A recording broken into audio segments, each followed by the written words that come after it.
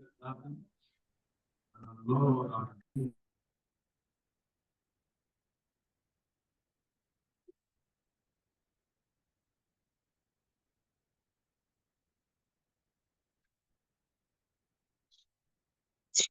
morning, gentlemen and ladies.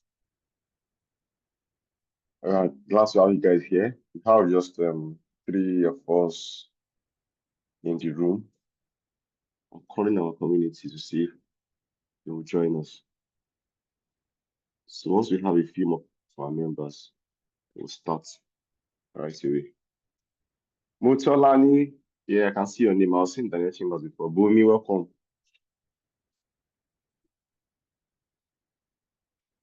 People should greet me now. Morning. My mom greets me. Good morning. This book launch. I want this book, whatever I'll call this morning. Good morning. How are you? Major General, our Lord, we greet you, sir. Lord care. Wow. Every morning title. Thank you. How are you? I'm fine. Good morning. Hope you are ready for us. You Our were chief haunting me reviewer. in my sleep, so I had to wake up early. Haunting care. No, it's not me. It's my shadow. Bumi of Ibadan. How are you? Irrespective, it has your name in it. Irrespective, your shadow or you, there was your name involved. God have mercy upon me. God have mercy. It's well. Bumi of Ibadan. How are you? I'm fine. Good morning. Morning. Are you ready for us this morning? Are you good to go? I'm good to go. I'm just coming in from VJ, sir. Well, I know it's hot.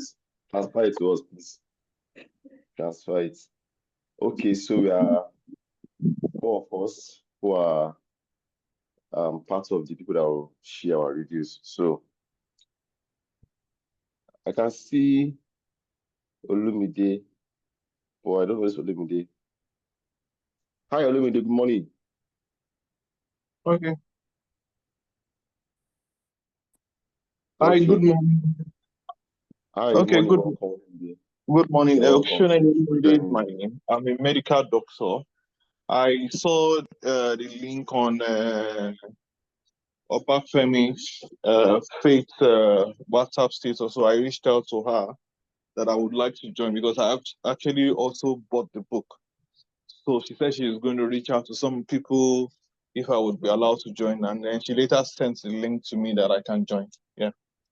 Good morning. Glad to have you, sir. Welcome. So you've read the book, right? Or you've not read the book? No, I've not finished it, but I have it on the table like this. I'm just opening it. Huh? You read parts of some chapters? Yes. To chapter 88. Yes, to chapter. To page 88. No, 88. Yeah, because it's 23 chapters. But yeah, that's quite a lot. Page 88. Wow. You've gone almost half of the book. Nearly half of the book. Well done, sir. Okay, so we'll have you. Of course, when we get to that time, we'll have you give us your own takes on part of the what you've read. I can see Ben Betse Dan Abia. Morning. Dan Abia, how are you? Good morning, Ceci. Fine, thank you. Glad to have you in our midst. Good to be I here. can also see Tolu Shua. I'll look for her. How are you, Tolu?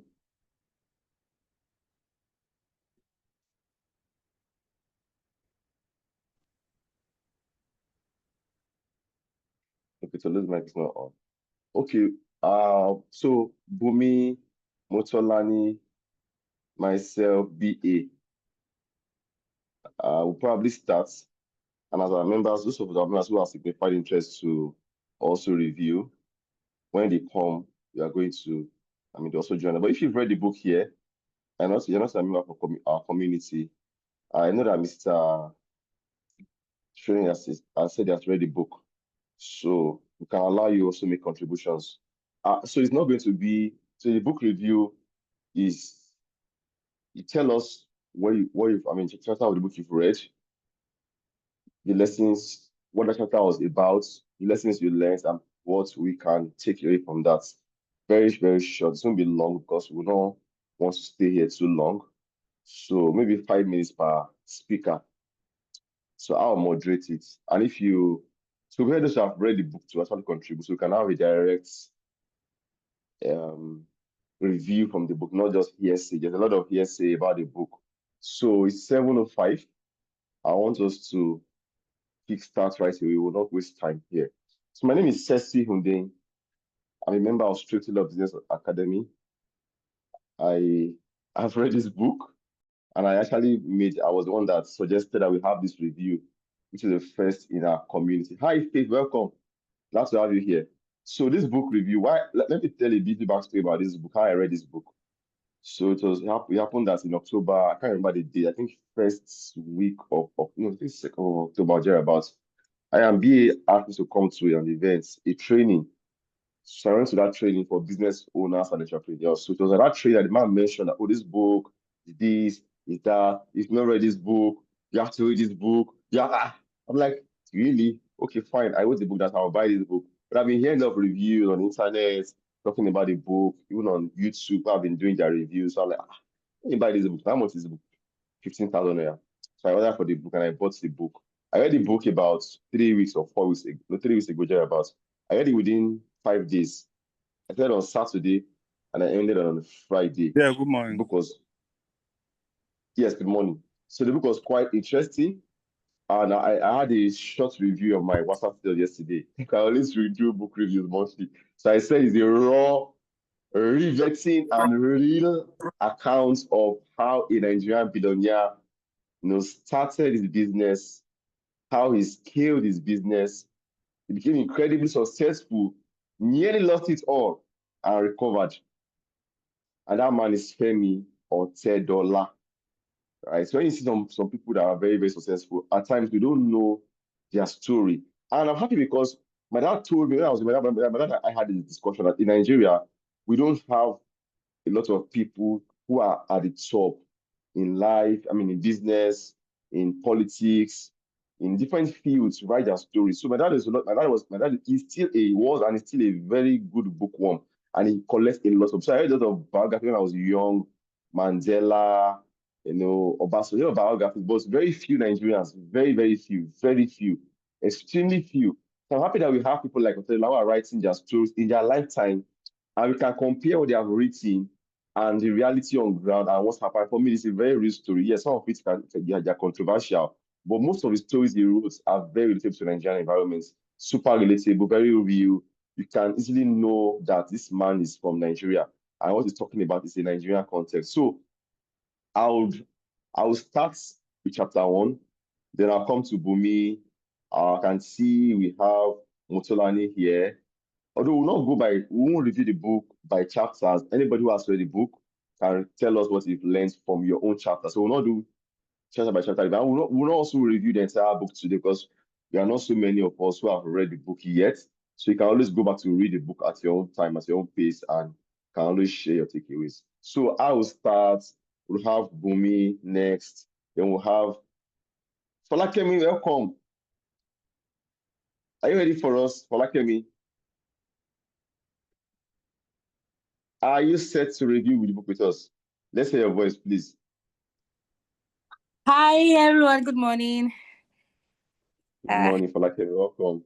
Yes. Good. You want me to start? No, are you ready for us? And then we are posting the chapter to review. Are you ready for your chapter? Yeah, it's fine. It's fine. Okay, so we'll start after me, then we'll have Bumi. After Bumi, we'll have Motolani, then Folakemi. After Folakemi, BA. I can see somebody Zoom user, but your name is not showing, so I don't know you. Probably change your name, your screen to your name, so I can call your name. So after Folakemi, if anybody else that has read the book is interested, after Mutashona here, you can also tell us your review in 5 minutes. So I'll hit the ground running.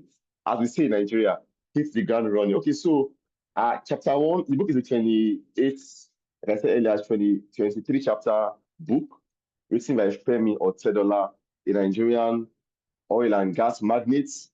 I call him captain of industry in the oil and gas sector, the downstream sector, billionaire, father of 4, 3 girls, 1 boy, one wife, husband of 1 wife, and among several others. So chapter 1 is titled "Start Small, Keep Dreaming." So I'll give some things I've marked in my book where I highlighted the book. So this chapter is basically about how he started his entrepreneurial journey. And the interesting thing about this man is that he didn't go to university. I mean, I was shocked to read that. I was really dumb, like, really? And this man, he knows about finance, he knows about eventually everything, but he didn't go to university. So his dad was the former governor of Lagos State in 1993. His father was Mobolaji, sorry, not Mobolaji, Sir Michael Otedola was his father. He was the governor under the military regime for like a year before he was under coup. No, not military, was it military? I think civilian, but after that time, I think there was now a coup, then he has to hand back power. So his dad was a former governor. So he was not, and his dad, prior to being a governor, his dad worked with, he was a businessman, and at points worked with Mobil. He was an oil and gas person, worked with Mobil as a, his dad was actually a journalist, and he was in the same league with the likes of, I think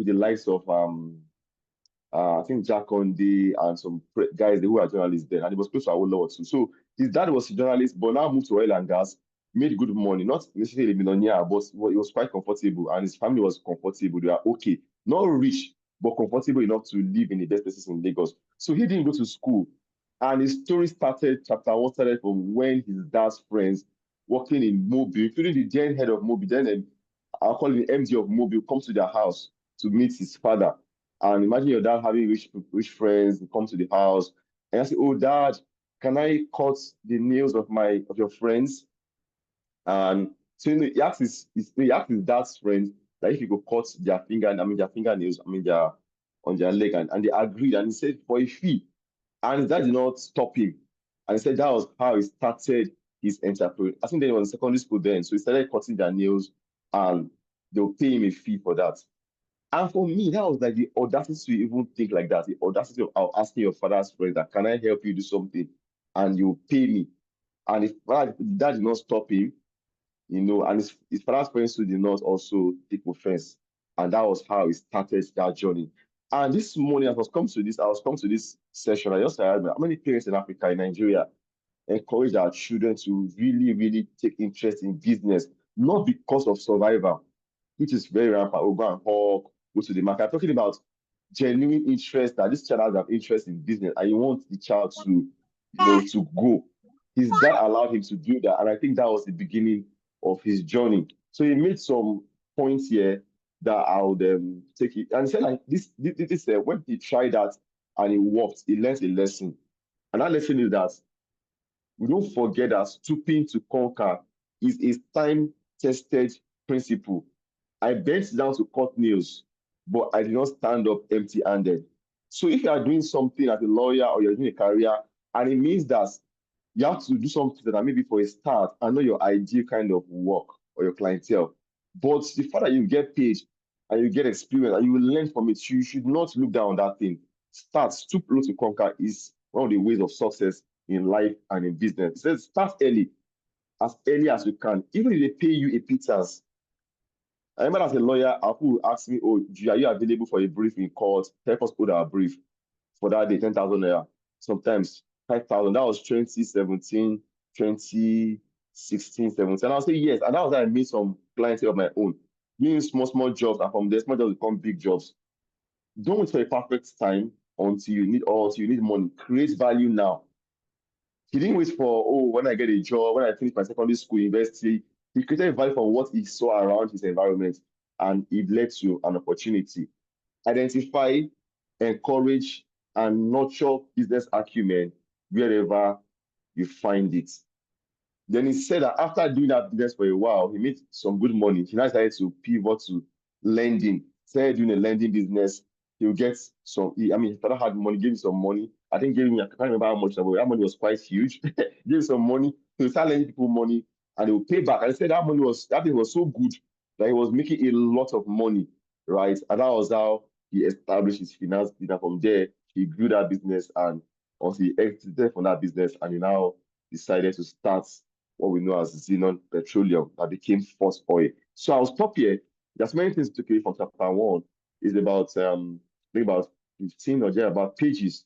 And he has some takeaways in chapter 1. The first one is the first step to awaken your inner entrepreneur is to recognize an opportunity when you see. You always think of entrepreneurship I have one very big vision. Any opportunity you see around you, you can make money. That is entrepreneurship. Oh, look, I said £250,000 from his dad in 1990 something. No, this was in 80 something. This was probably 88. Quite a lot. That was a huge money, right? He says that it's good to start small so you can learn, you can grow, and scale up in a controlled, orderly fashion as your market expands. Fourthly, create value to make your product or service attractive and utilize any advantage you have. Last takeaway from him is that be courageous in making business decisions and don't be afraid to keep dreaming. So I'll stop here. I'll stop here now and I'll go to the next. So if you have any comments to make, I would on this chapter 1, maybe I'll leave also make one or two comments before we go to the next review. That's Bumi. So I yield the floor to anybody has any comments on chapter 1 or anything you also read that maybe I missed out or something. Please feel free to speak. Okay, Cecily, thank you for the review. Yes, I wanted to mention when you said something about they not being rich, and I'm like, no, they were rich. And I think that if you're not careful, especially if you don't come from that rich background, you might feel like the book is biased or he would not know what an entrepreneur in this time and age is going through because he obviously came from a rich background. But one way to look at that is to look at the fact that whether he came from a rich background or not, there was somebody that created the background for him. So even if you are not from that rich background, when are you going to become the rich background? What are you doing to get to that position where you make you create a leverage for your children and your grandchildren? You know, he has worked on what his father built. There are many children of rich parents that now they don't amount to anything.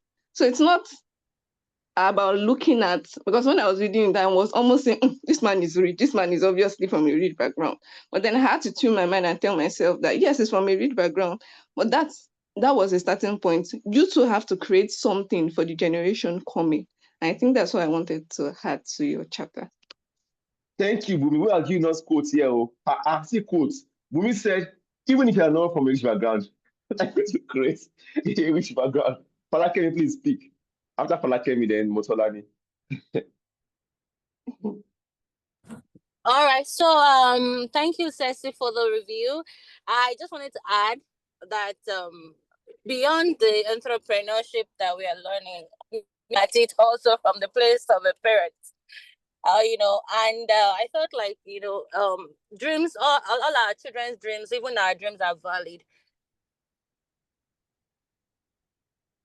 Yeah, true. Even to the simplest what does not make sense. I can't imagine a wealthy son or, at that point in time, cutting visitors' nails. We even in this generation, we tend to tell you, what's the rubbish? Like, how much are they going to give you? I will give you. But beyond the money, there was something that he was learning, and there was something that his father wanted him to see, to learn. And for me, it was really a feedback that your children, even you can go as much as you can go in life when you nurture every idea that God puts in your heart. And we of course, there was a leverage that we felt like, okay, he actually had the leverage. But the fact remains that there is this grit that we can see in that chapter 1, that the guy just wants to be there. And we need to also open our eyes. He wants to make his own money. We can see that in every chapter, Yeah. See, this book has really put me on my toes. Like, I was just like, you can see even to his dressing. Remember he said about his briefcase. Briefcase. What does his briefcase have to do with whatever he's doing? But there is a particular, exactly. There's a particular the position that he wants to have. Because of the people he has been seeing, the kind of caliber of the people that he has been coming to his house, he wants to be like them. Yeah. And to me, this is the message. The image. Yes. What is our vision? Which is the picture? Which picture is on our head? Are we just living, or we have a picture that we want to be like? Because that is what makes us to be on our toes. I just want to add that to everything that you have said. Thank you. Thank you. Motolani, you have the floor. I yield the mic to you. Okay, good morning, everyone. Good morning, Ceci. Morning, Okay, to Motolani. start with, I think that the moment you pick the book, you have to have an open mind. I'm coming from what Bumi said. You don't pick the book from the place of you're inquisitive, you want to know what is there. Because sometimes where we are coming from, the biases we have might obstruct the lessons we are supposed to learn. So I'm not saying this because I'm trying to as to what Bumi said, but just to help other people that have not picked the book. Yes, we know that it's written by a rich man, but we should not see it from that angle. We should see it from the angle of somebody that is inquisitive and wants to know what exactly does the book have in store for you. That's one. Then the other part is being interested in something different or something new, or being an entrepreneur does not involve you being a rich person or a poor person. Because from the angle of being they were not poor, there was no reason for him to be cutting nails. Like, he was comfortable, he had everything at his beck and call, but he had, beyond being a rich man's or a rich Child. man in our perspective son, he saw something more for himself. He didn't believe that he could, his parents' money could give him everything he wanted. There was something he Yeah. wanted that his parents' money could not give him, and that was his interest in having his own money. So he could have said his dad could have given him money without loaning him. Yeah. But he just wanted to make his own money. There's a different feel of somebody dashing you money and somebody giving it, like you working for your money and you making money from it. So cutting nails is more like a metaphor for people reading it, in my own opinion. It feels like there should not be a limit to what you are interested in. You should not limit yourself. So I might be interested in working with you. I should not feel like when we are not on the same level, we are not at par. We have to go outside the box to get Yeah. to the end point of wherever we want to get to. So those are the lessons I learned from the lesson that you reviewed. It's just important for us to think outside the box. No limitations, actually, when it comes to doing something different. No limitations. He could decide to do other things, and he didn't have to struggle for his parents to trust him with things. They saw that he was not a bookie. They saw it in him, and they were not trying to force it on him. They let him take his pace, and when he was old enough to figure it out, instead of just throwing him under the bus, his father allowed him to groom himself through his business, through his printing business. And he has a thing for sales. It was just not printing. It could have been that I'm enjoying the work you are doing at this level of being my personal assistant or my executive assistant, but he offered more sales, and father was like, okay, let's see what you can bring on board. And we as Africans, not just parents now, we have a way of saying we are advising, at the same time we are forcing our decisions on maybe mentees, Our children. our children and all, just because we believe that we are more experienced at that point. But sometimes Yorubas will say, with all due respect, that where an older person sits and can see far, and a younger person standing cannot see. Yes, we know. And we also know that there are places that another person can venture into that a younger person cannot venture into. However, everybody has their obligations and responsibilities. So, therefore, we are supposed to collaborate. We are supposed to be able to tap from a younger person the same way we are tapping from an older person. So it's a win-win irrespective. So we should learn to let our guards down, and especially when it comes to entrepreneurship. I know that we are lawyers, and one of the things we preach in SLB is not doing it the conventional way. We have to see law as a different view, as a business and all. So it's a good one that we are reviewing this book, in my own opinion, because we are also learning new things, and we are seeing how we can inculcate these things into our law practice. Thank you. Thank you, Motolani. Can we have Bumi now review her chapter? Kind of the chapter you're reviewing, your takeaways. Do you have the mic, Bumi? All right, thank you, Ceci. So the chapter I'm reviewing is chapter 2. lead from the front, then take a back seat. So I will just go straight to the lessons I learned because I will still be referring to the story from time to time. So one of the things we read in the book was how he mentioned that at some point he didn't have desire to take Centerforce. Centerforce was the loan company that he created. So he didn't have the desire to push Centerforce higher to a greater height. And that affected even the attitude of his employees. And for me, my takeaway from that is that the drive to make something greater from your business starts with you, the owner.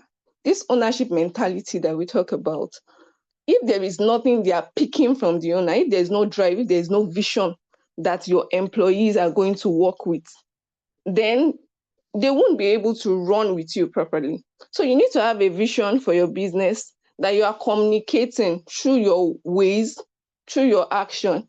You know, for me, I found it to be like a joke. When his daughter was asked, "What does your daddy do?" and he said, "Sleeping." She said, "Sleeping." Because it just That's felt very funny. everything. Yeah, they were very funny. Everything is easy Very peasy, funny. you know. So he was sleeping, going out at noon. There was nothing pushing him. No, it keeps the 11 a.m. and goes out at noon and comes back Noon, probably and go exactly. to party and Uh-huh. It was rosy. It was in his comfort zone. I think that's it. yeah, So it was. another thing I'll mention here is when you have your vision in place, you must always also put in the work. And that was the clear difference between Centerforce and Xenon. Because Xenon oil, yeah. in Xenon, he was literally, I was wondering how did he even have time for family? Like, he was He literally didn't have their family. Oh. He didn't have their at family. all. Family was zero family balance. It was Zero. literally the business. We Yes, sir. getting back at midnight. Remember that when he said he left and he went to Abuja for a whole month, and I was wondering a whole month. So we saw that was the difference between the two businesses. So Companies, yeah. the two companies. So it reminds us that we have to come out of our comfort zone. To grow, we must become comfortable with being uncomfortable. And that is where the progress is. We cannot keep doing things the way they are. We cannot keep doing things and taking it easy. We have to put pressure on our vision. We have to put pressure on that thing that is pushing us for us to be able to get the dividends from it. So another lesson I took out from it was how he was able to see a problem as an opportunity. What created the Xenon oil was they delivering diesel to his compound, and he saw the mess that they made, and that was what bettered the vision. So it's especially in Nigeria as a whole, we are so quick to talk about what the problems are. Have we asked ourselves what are the solutions that can be created? You know, somebody put on a status, I think last week, and she was saying somebody needs to create an app where landlords can just upload their properties and tenants can go and pick it from there. Because that's one of the biggest issues we're having. Agents giving us exorbitant fees as agency fee. But some of us are just complaining. We are still saying, oh, this agency fees. What are you doing about the problem? And that it also comes down to you as a business owner. What is the problem? What's your value proposition? What is the problem you are seeking to solve? What solution are you bringing to the market? So we need to see, we shouldn't see problems as barriers. We should see them as opportunities that are waiting to be explored. Then another thing we saw is how he narrated that in the beginning of the business, the oil business, he was always following the driver. So we see that, yes. So we see that at the beginning, sometimes you need to get into the dirty work, do what doesn't look befitting. You know, it doesn't look befitting to the CEO. But he had to do that at the beginning because every big business starts with the barest minimum. And now we are seeing the glamour, we are seeing the riches, but before that, there was a labor, there was the hard work that went into it. So we should be ready to do the dirty work. We should be ready to do the hard work. And please, because I have a lot of lessons, so whenever it's 5 minutes, just cut me short. So Okay, almost another three. thing Okay. another thing I want to add is that when you put in the hard work, people would see it and people will respect your hard work and they'll come through for you. He talked about how, because of his hard work, the NNPC operations manager noticed his dedication and was giving him information. So Yes. if we stay consistent, if we stay diligent, if we keep working, the right people and the right opportunities will find us. We will get the right information. Then he also mentioned how, he said he saw a vessel that was supposed to be, the diesel was supposed to be delivered to somebody else, and he used the opportunity and he bought it. Now, he called it luck. And sometimes when we think of luck as something that just comes to us, like divine providence, which is true to some extent. But the question is, if he wasn't at that place at that time, would he have been able to buy that large volume of diesel? And the answer is no. So our luck is not random. Luck comes the way of those that are prepared. So we know already that luck is preparation and opportunity. If there's an opportunity and you're not prepared, that luck cannot come to reality. So we should ask ourselves, and as I have asked myself, that how prepared am I to get lucky? What are the things I am putting on ground to ensure that when the opportunity comes, I'm not found wanting, I'm able to quickly grab it? Then one thing I see around the book, which I love, is his vulnerability. He's able to talk about his failures. He talked about, I think it was in the introduction on chapter 1, when he talked about how he was always on the bottom of the class when he was in school. Yeah. So he was free to, and we saw another thing he mentioned when he said that he had fear for local flights. And yeah. If you And read it the book, materialized though. Bumi, the came and you know that the NNPC guy yes, he met in for London later the died in a crash. NNPC, So that yes. fear was actually founded, yeah. Yes. But Yeah. one thing I want to pick out is that fear it didn't die, so to say. He had the fear and he still did what he had to do. He had to look for creative ways to do what he had to do. So he You go taught by me road that you every have time. to, yes. So you have, do it afraid, it's okay. Do it shy, it's okay. Just do it. And ensure that when you are doing it, you are coming with a lot of quality, you're coming with a lot of competence. But the fact that you have a fear doesn't mean you should now leave what needs to be done. So do it fearful, do it afraid. Then he mentioned the limitations of leading from the front. And as much as I won't go into the limitations, what that teaches us is that the role of a leader is not a role of perfection, it's a position for learning. You keep learning, you keep improving, So now, also one of the biggest takeaways from the book, I have just one more after this one, so I'll round up. So one of the biggest takeaways from the book is how he said he built structure. So it is okay from the beginning if everything revolves around you, because you are just starting, it's understandable. But the moment you start making progress, you need to start building systems and structure to ensure that the business can run without you. He mentioned that he was the CEO, he was the marketer, he was the company secretary, he was practically everything in the business. So we cannot keep running things like that. At some point, you need to step back and trust the systems that you have built.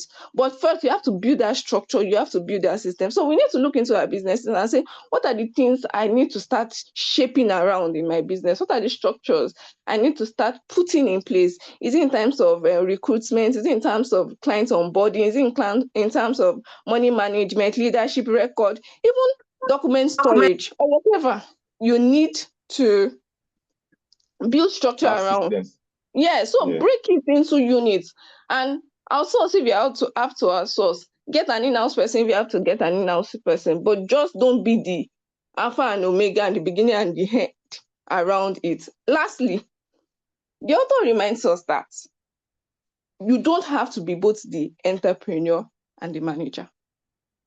You can break you. In fact, at some point, even if at the beginning you are, at some point you have to break the roles.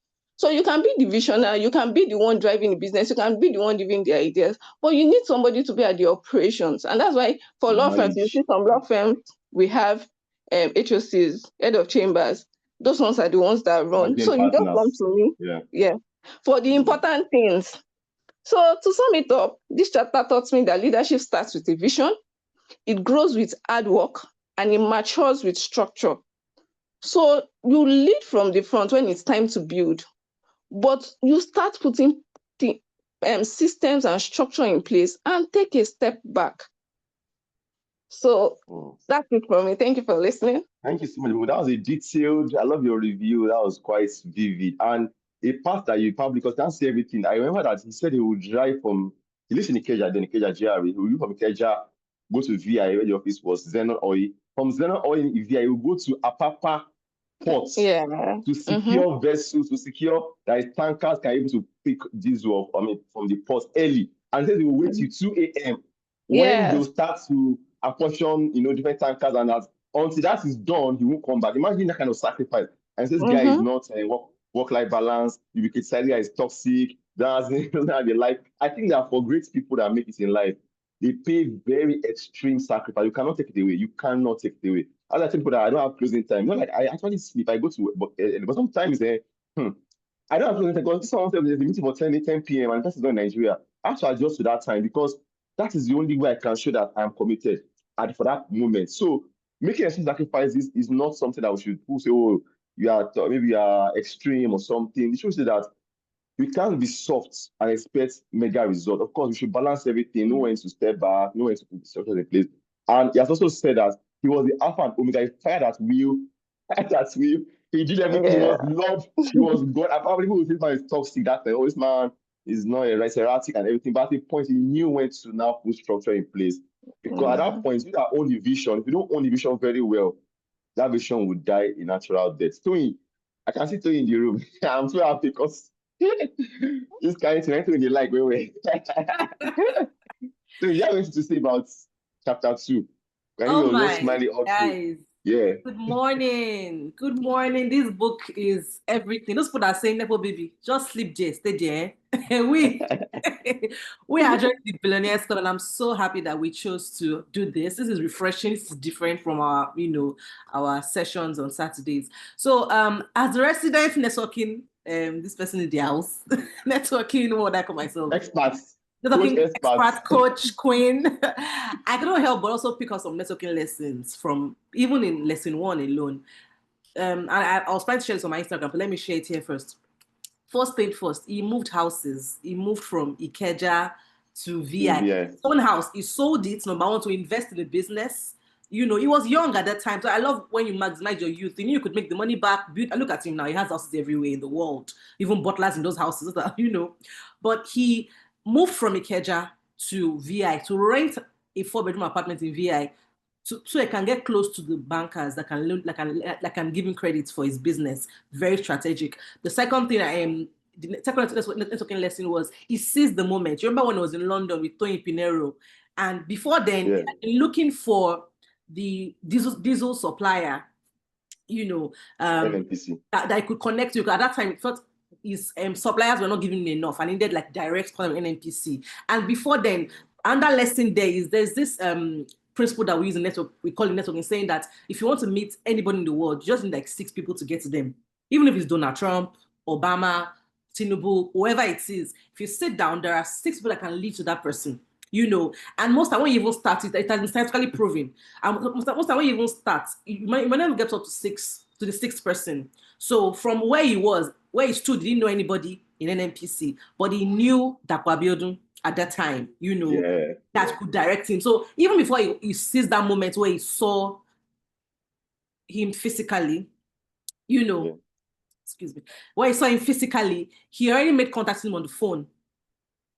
So by the time he saw him, he could build up on it. So seize the moments and then be strategic. And then even if you don't know the person, just think of who knows the person that knows the person that knows the person and start from there. So I'll leave there for now. Yeah. Thank you so much, Twin. That was so much lessons on networking. Thank you for your neat review. Okay, can you have Folakemi, let's have your own review, your chapter and your review.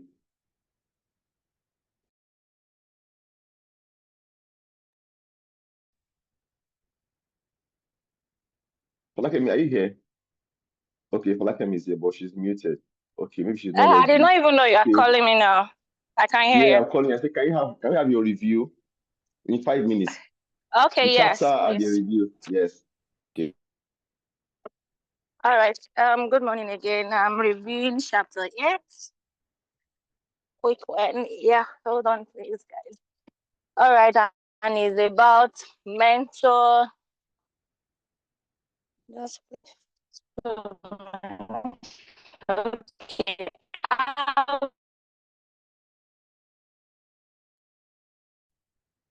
Folakemi, sorry for Those can I? and Your mic mentors. is, I Folakemi, hope your you can mic hear is, me we start didn't hear it you. first, just to catch my so Please very start germane. so that fresh, because we didn't hear the first part you said, Folakemi, your mic was fluctuating.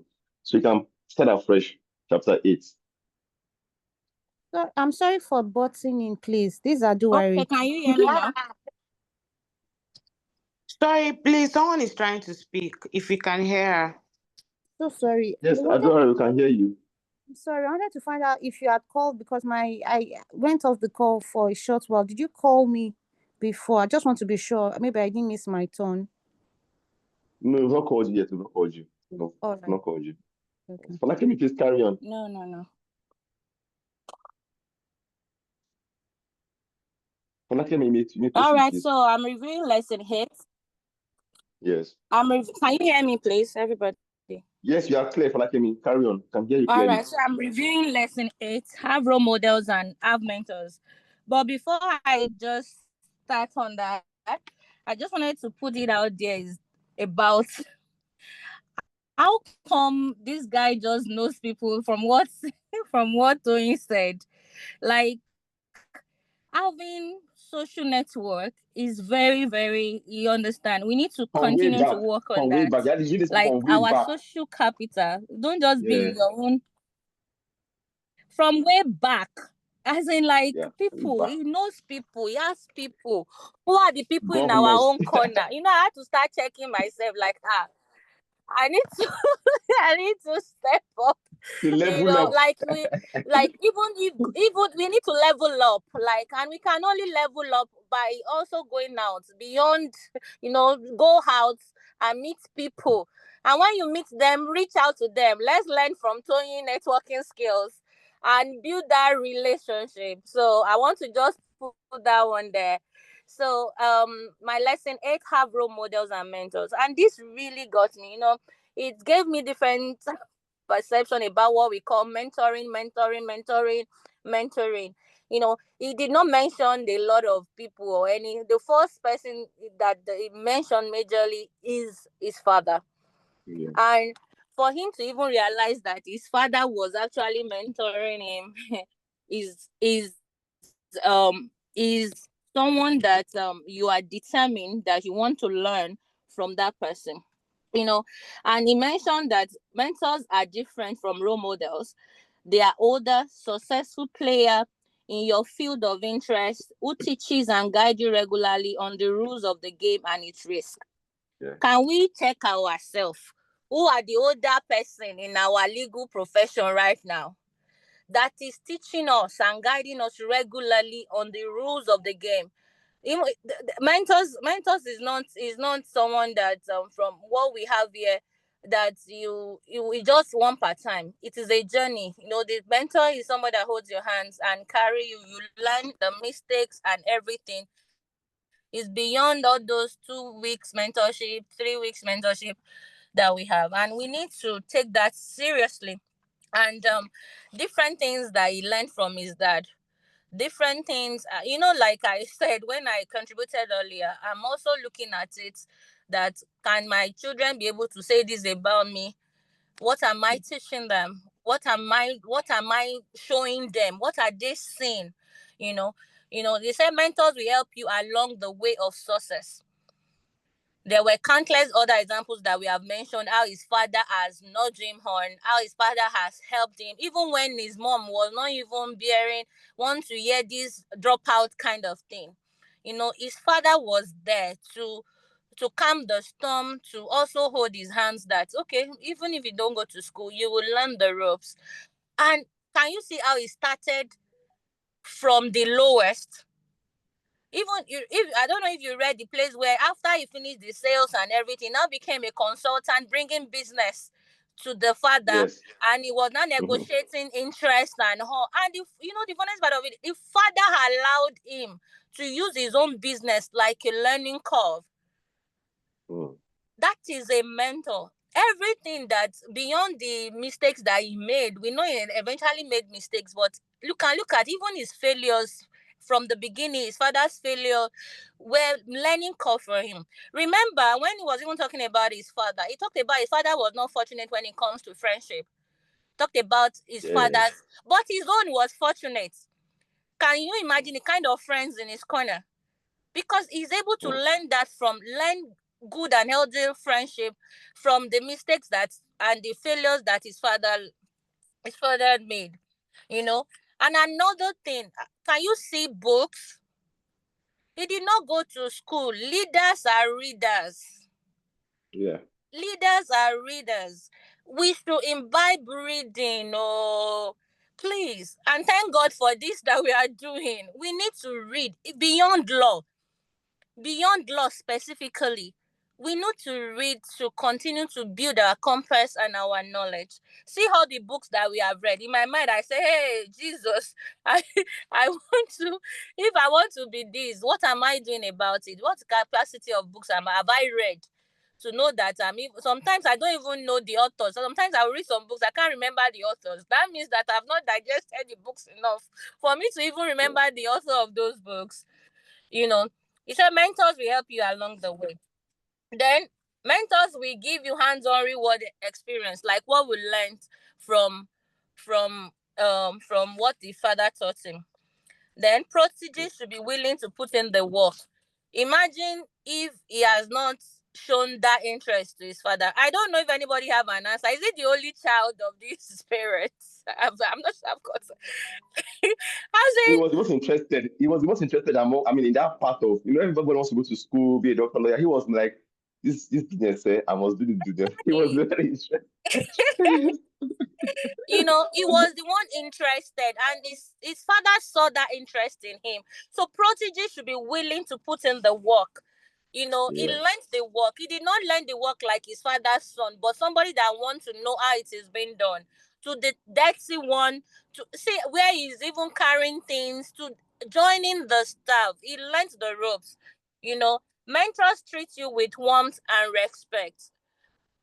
This also goes to our mentors, and also we are also mentors to some people. Imagine. Was it Ceci when you were talking about the first chapter as regards even though he was very young, his ideas were still yes. not said like you are not contributing anything. What do you know? It's very important for us to also encourage our mentees to contribute to you don't know whatever they can give. All right, then. Yes. Mentors don't tell you, they show you. And another thing, can you in the whole thing, can you see the compass of integrity? In every integrity. It was so loud, and I felt like I'm big on character building, and I feel like even us that we want to be an entrepreneur, they say that business you cheat, you find your way around it. I believe from whatever he has been saying, he can say something about his father. His integrity was there. And I think that we should also imbibe character, a man of his own word, even to our clients. You don't just want to have new clients every day. You want to have returning clients. And your word is your bond. So let people see you the way you are. Not that you will say something, I will go and check the light, whether it's dark or light, because your word is not your bond. So we should be a person of integrity. And then he talked about relocations, and Tony has mentioned that, so that I don't repeat. all those things. And we talked about having good friends. So what is it like to have proteges? For example, see how, I don't know who you are building to. We need to also continue to build people, you know, and that's one of the things. Look at his, the funniest part of, look at his children. Everybody cannot imagine Kupi came from FO, because you'll be wondering how did Kupi end up as ice cream with a song, that ice cream song, and all those things that Kupi has done. Now imagine who Kupi is today. I love her growth. I love how far she has transitioned, tenacity, and growing, even in business way and other things. You know, it shows that the man has also learned from everything that his father did to allow him to evolve. The same way he has also allowed his children to evolve. And even mentioned Davido. Davido, that is not even his biological child, is also trying to be like, okay, I'm nurturing someone. So what are we doing? How are we nurturing people? And everybody around you should know what you stand for. To the extent that you even have a nickname, the great man from Chief Abiola. How can, when people, when people see you, they must see that tenacity. They must see, they must be able to say, in future, this person will be great. Because of how much you put in, how much you show that this success is something that is very, very important, and you are working towards it. I believe that everybody that have helped him over the years in his life, they know that this guy, we need to help him or else he will choke us, because of his tenacity and his aggressiveness. Aggression.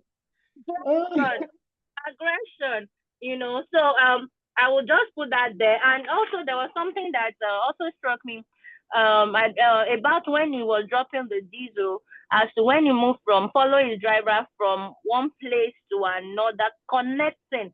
Apart from the work, he connected with all his customers.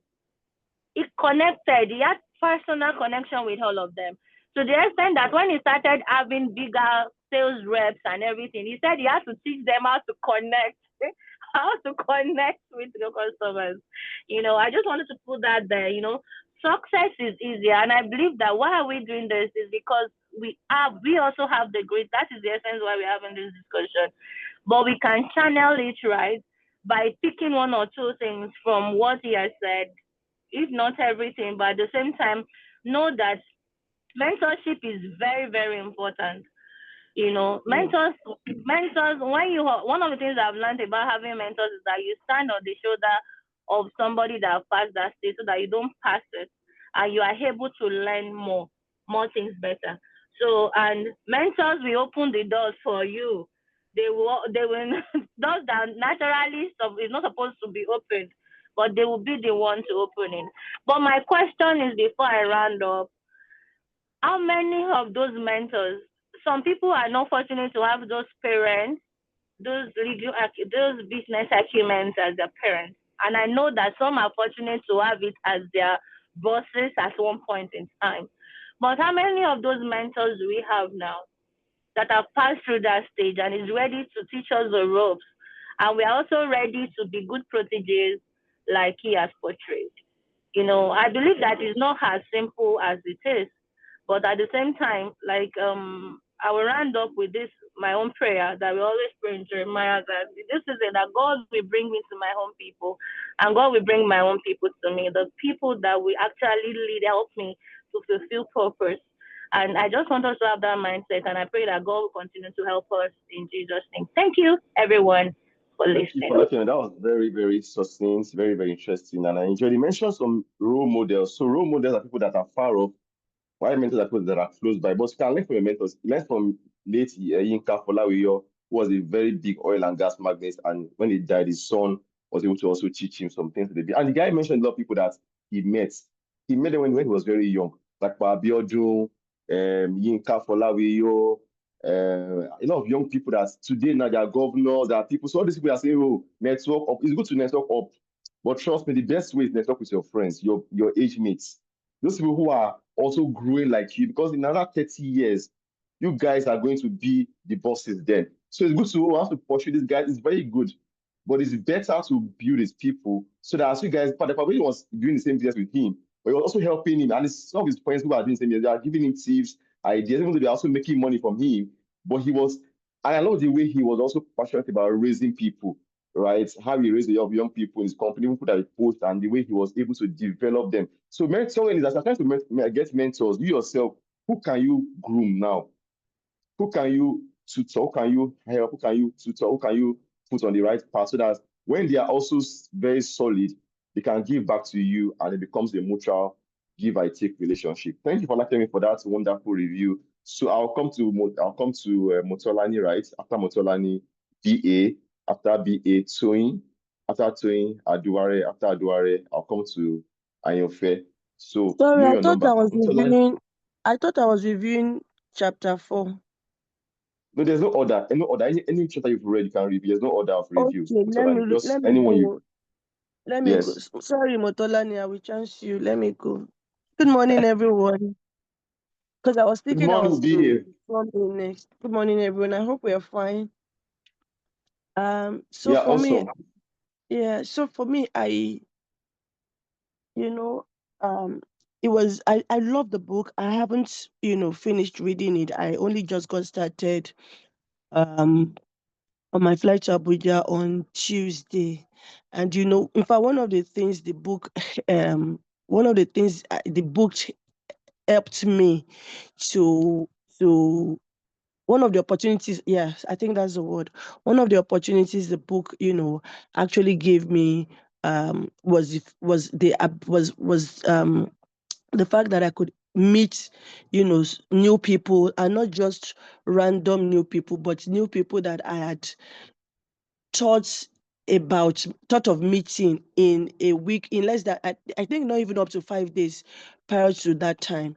So I had said that because of recruitment that we now do, so I was like, okay, that I need to meet out and connect with more HR people. So I'd been thinking about it, and then just on the flight while I was reading the book, the lady who sat next to me was like, oh, how are you finding this book? I haven't actually read it, but I've seen some review and I really am going to read this, blah, blah, blah. And we just got talking.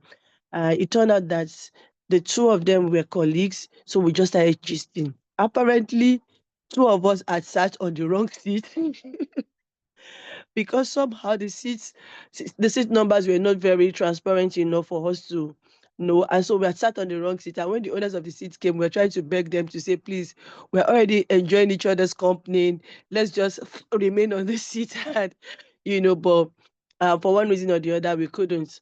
But then, I just got to realize after we, they embarked, I realized that, they were actually HR professionals and they were in Abuja for CIPM conference. And I was just like, what coincidence could that be?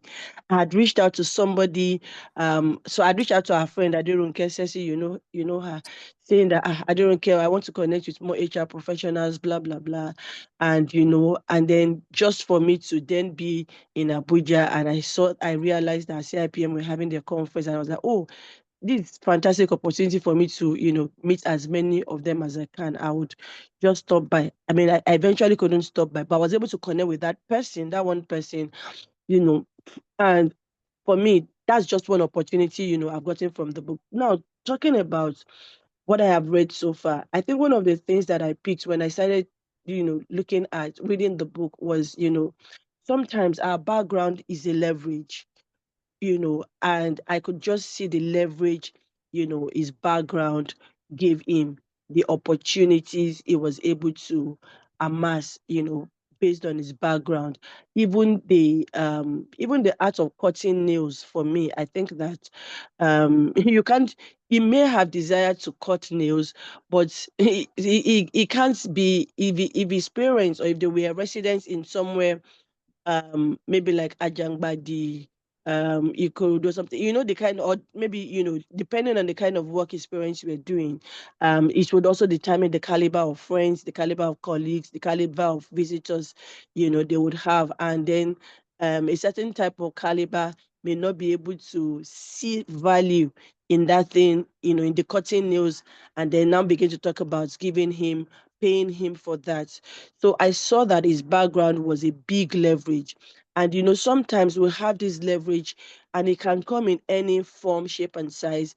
how are we able to spot those, opportunities, the opportunity in that leverage and take advantage of it, and then I just started thinking and reflecting, and I was like, wow. And, for me, again, it also shows the kind of parents, that he had. Because, I mean, you may even have those kind of leverage or opportunity, and your parents will be like, what nonsense is this? Cutting, news for people. How do you want to embarrass me, but I saw that they just indulged and, even encouraged and accommodated, that, drive, which I think is one of the things that helped him to forge ahead.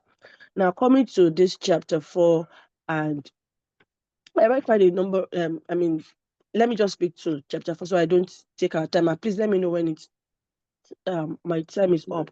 Um, Lesson 4 says, "Hire with caution, fire without regrets." That was really profound for me.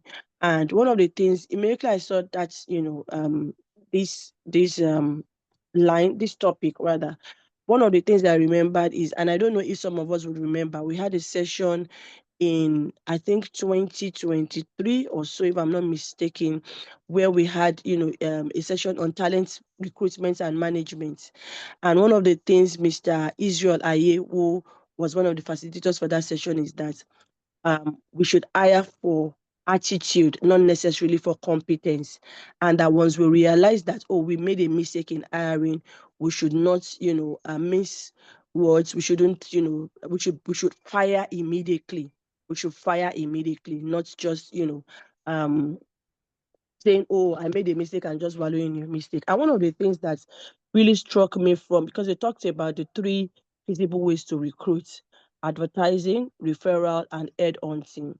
And, advertising talked about, okay, you can either advertise or get a recruitment agency to advertise, and the referral, and, when he talked about referral, he said, this may not really go well. It may not really go well because somebody may be referring someone that, they need to return a favor for, or, they feel that, oh, this person needs a job, let me help them get it and all.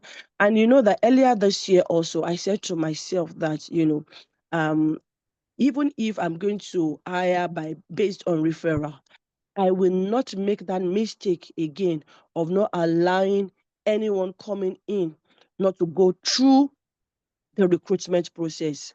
Because one thing I have realized is that when people don't go through your process, when they get an opportunity or they get, a position, they get employed on a platter. Oh, somebody just calls you, say, there's one position, oh, are you interested? Oh, or there's one opportunity somewhere, and they don't go through the process. If you have a recruitment process or hiring process, that's okay. You have to do an assessment, you have to do tests, you have to do this and all of that, do interview and all. If they don't go through that process, they usually do not appreciate, the need to be committed, to put in their best. They sometimes are also not loyal, right? And loyalty comes in different forms and shapes, different sizes. It's not until when you are stealing, but loyalty is when people are not there.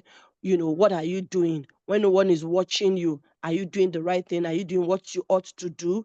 Those kind of things. So, and I was happy that he said, okay, that referral may not be actually the best. But even if you want to go with referral, you should do your own due diligence also.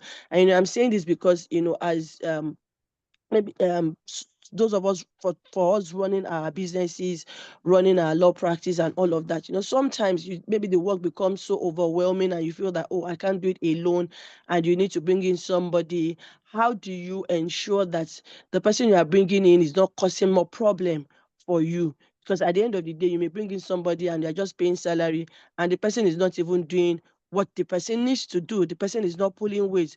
You just find out that, okay, you're just paying salary for nothing and you're still the one doing your work yourself. And you just say, oh, why can't I just, fire this person and let me keep doing my work myself? So I think that, that for me, that's one lesson I'm taking away. Head hunting, and he talked about head hunting, and a lot of people I've actually seen head hunting really work when you know that, oh, this person is actually good, especially when you go and poach from maybe what's it called, a competition, yeah, and not just poaching that way, but also trying to see that those people can actually move your organization forward, move your business forward. And he talked about the cost of headhunting, that you must be willing to pay premium for it. So I know that because sometimes, especially when you are starting out, you don't have that resources to pay premium for the kind of talent, you want or you need that will help move the business forward. You then, say, okay, let me just, take, wherever is available. So, and I think he also mentioned that as you grow, so you may not be able to do that from beginning, but as you grow, being able to do that and being able to spot the right talent. And I love the way he mentioned some people. And you see, it just goes to say that whatever we are doing today, it will be talked about tomorrow, in 10 years' time, in 5 years' time. If you showed up faithfully, diligently, committed, doing the work, in 10 years' time, maybe the business has grown and you've moved on to other things. They're talking about, people who contributed, to the development of the business. Your name will be mentioned in one way or the other, whether for good or whether for bad. He mentioned Akin Fenwa that he poached from Ohando, and he talked about him being his best hire. And, for me, I'm like, oh, imagine that I am this guy and I'm reading this book and I'm thinking about it and I'm like, wow, thank God I did well. In the same light, he mentioned another, he didn't mention this woman's name, but he said there was another woman that he got from, I think, one bank or something, and that it turned out that the woman never pulled weight. And then he mentioned another person also from, I think, AB, maybe from BP Bank or so, from BP, who also did not pull weight before he then brought in, Akin Fenwa. And for me, it just shows that, the good that we do, either as business owners, providing services to our clients, or as employees working, in an organization, the good or the bad that we do, like they would say, would live after you. So, which one would you want people to remember you for? Would you like to be remembered as that employee or that service provider that came in and just turned things around? Because we really talked about, Akin Fenwa here. And the same lies also. Another interesting thing I found out is that he also talks about people he tried to, talk into joining his business, but who felt like, oh, we are coming from a big, we're working with a big conglomerate, we're structured. Why should we join, your small business that you're just starting out? And I'm trying, and it is, the lesson for me here is that, don't despise days of little beginning. Don't despise days of little beginning. Maybe where you are currently working is a small structure, or maybe what you are even building yourself is still small. And I love the fact that he talked about, he took us through from cutting nails to being an employee with his dad, to being a consultant for his dad, to then setting up Center for Us, and then moving from that to beginning to sell diesel. Imagine somebody who already owns his own house, doing well, and then now becomes a diesel truck pusher or truck driver or something. But he didn't think of it that way. He was like, okay, it's an opportunity to start again. So sometimes when we are building, everything may not really pan out the way we are looking at it or the way we desire, but we should understand also that it's a process, and we should do it. And even for those working with, people who are building or working with small enterprises, it's also a lesson that do not despise this little beginning, because he said most of those people he approached then, they later came back to tell him that, oh, we regret not, coming on board to work with you. The other thing he also talked about is, how he fires. And I really do love, this part, because sometimes we get so emotional and we really do not want to take action when, you need to take action. When you see maybe an employee who is not pulling weight or who is not loyal, he talked about loyalty. And I think that that's very, very important, very, very important. Loyalty about do people watching or when people are around.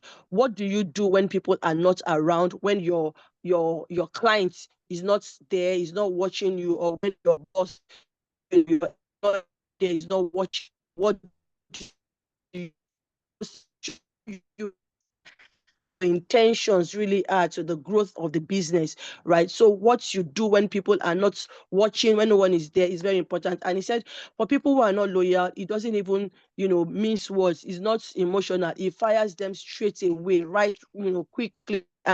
Before it comes to It's not something that, okay, would maybe ESA or something. He has watched you, he has observed you, and then he's able to then make a decision. But however, you also talked about, when you then have people, when you now have a proper structure in place, it may be difficult for you to actually just fire anyhow, especially when it comes to CEO. And so that also comes to the place of, having structure, in your business. And, it also talked about when the fit, maybe somebody you brought in is not like the perfect experiment. What do you need to do? You need to make your decision quickly.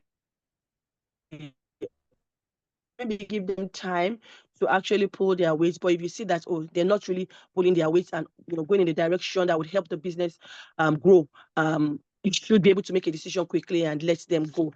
And the other aspect was also talking about how to assess loyalty in an interview. And I mean, I've not finished reading the chapter, but that's all I can say, very in a nutshell. Yeah. Thank you so much, B. There's a funny story about this loyalty. I'll say that story. That somebody that he has an employee or a staff of his that he gave a sandwich. Who knows that story? He gave that one a sandwich. And instead of eating your sandwich in peace, you now went to start telling people that, I'll give me sandwich. Oh, you now heard about that. This one cannot keep secrets. I think that person was fired or something like that. Was fired. So I learned about certain things that if you go for an interview, at times you are watching your mannerism. It's not necessarily about your competence. So your mannerism matters, especially when you're around people that are very rich or people that are successful. How every single thing you do, I mean, one should not pretend, but some things that I know. I mean, so he said that he does not, that as some people became demigod, people that didn't have cars, they bought cars for them, that's carrying their bag. Somebody came to the office on a car for an interview, and he gave the guy a car. And the following day, the guy also started carrying the guy's bag, opening it, just say, I can't imagine this guy that just bought a car. Even like a god, he was disgusted. So people become, power drunk, and they become, and he talked about how he rewards his employees. That Zen was oil and gas. I mean, they are not producing oil and gas, they were actually selling. They were in the downstream, and they paid one of the best salaries in the industry at that time, 2000 and something, best salaries. And oil, put that work for 10 years, you give them houses, some art cars, some school, went to school abroad. I mean, they're children paid their students' school fees because of the long service of the company. So when people stay with us for long, let's reward. And in Nigeria, this is a very big thing in Nigeria. People don't reward people in Nigeria. That's why people leave a lot. But if you have a boss who is at his level, is showing interest, is rewarding you, don't live like that. And if you have also a boss who you see people are putting in their work, Christmas time, give them bonus, those things go a long way to make people loyal. So he said that he had a loyal staff because of how he rewarded people. But some people abused it, and of course, he had to let them go. So I have to add that part. So I see you smiling about that part. You are smiling about that part, I mean. Okay, let's have Motolani. Motolani will take hers. Then we'll have... was very instructive. They kept saying, are too forward. The entire room with you, they're already sitting down. You've not sat at the side. Yes. He said, if you are too forward, if you are too laid back, I won't hire you. If you can't, exactly. all of those things. And it just shows that we need to always read the room. And this thing that Tony talked about, that some people are too forward, before you sit down, they would sit down. I was telling, so yesterday I was facilitating a training session for entry level of GTP bank yesterday, and one of the things, and it was on business etiquette, and one of the things I told them when we're talking about different forms of etiquette, of different manners and all, and I said, I remember recently I went to a client's office, and they had invited us, that they wanted us to do some work for them, and so I should come for a meeting so I can have an understanding of what it is. And this person is an SA and a Leonard Silk. He invited me for the meeting. I got to his office. Okay, I was walked into his office. When I say the church, when I got into, who is that person? A lot of other things that we do. We teach our people to be empowered. Your mic is Please, Folakemi, can you mute about marriage? We teach. Can we mute her? Okay. All right. Who is that person? I muted her. Folakemi is a marriage seminar. So we are. So, when I got into his office, I didn't just sit down. I was just like, may I? And he was super impressed. He was like, thank you. I could see, the joy on his face, like he said, "Oh, thank you for asking, meaning that people have always been, would just come and sit down without asking. Even me, I was so happy with myself that thank God you did not forget yourself, or that you really that you asked. And some of those things we take it for granted. We don't know, and these are little things that people take notice of. People are watching, and they are, when it comes to networking, like Tony said, these are things that can be like a turn off for people, and some people would want to Yeah. still connect with you based on the way you conduct or carry yourself. And some people just be like, this person, I don't want to have anything to do with the person again. So all these things are really important. So there are a lot of lessons here in networking, in also etiquette, and all of that. So yes. Thank you so much, BA, for that review. That was very detailed, very interesting. Thank you so much. Mosolani, you have the floor.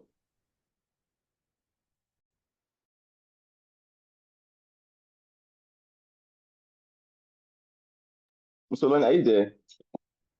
It's your turn to review. Oh, sorry, I was speaking and I didn't know I was still muted. I thought I was already unmuted while I was talking the other time. Good morning once again and happy new month to everyone. Welcome to this 11th month in the year 2025.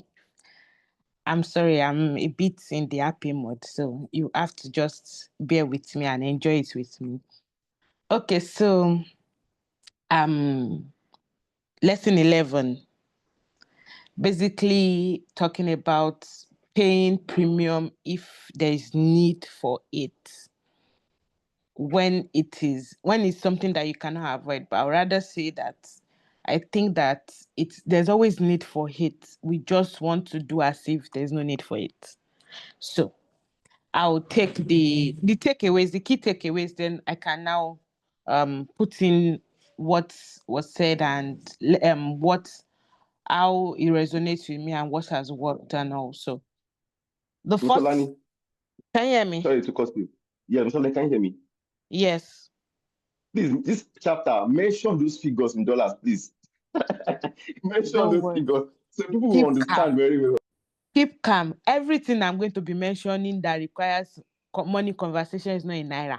So that's because I remember attending an event in August and the person was like 5K. And I'm like, 5K, I had to talk to like about 5 people. 5K, what is this person talking about? 5,000 Naira for divorce? And they're like, no, it's in dollars. I'm like, sorry, I think I'm not adjusting into the system yet. So don't worry. If you find yourself in that situation like I did in August, I'm not talking about Naira. Let it be known now. I'm talking about dollars, dollar Dollars. in Yoruba language. So the first part is saying that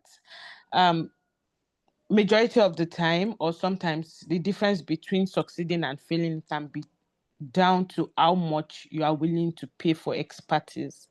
So, and it resonates with me because majority of the time we see money as an obstacle instead of as a means to get what you want. And we can see it in the book that he started with how he picked interest in the power business, how he picked interest in diversifying into something that he had no knowledge of. We know that he's a business guru, but it also shows that the fact that you are up there does not mean that you cannot be vulnerable to things that you don't have knowledge of. So it's not, we don't think that you're supposed to be perfect. For every perfect being in a particular area of business or particular industry, there are industries that you have no knowledge of, that you are vulnerable in. So it's okay to be vulnerable. And also you realizing you are vulnerable and reaching out to people that have more knowledge than you.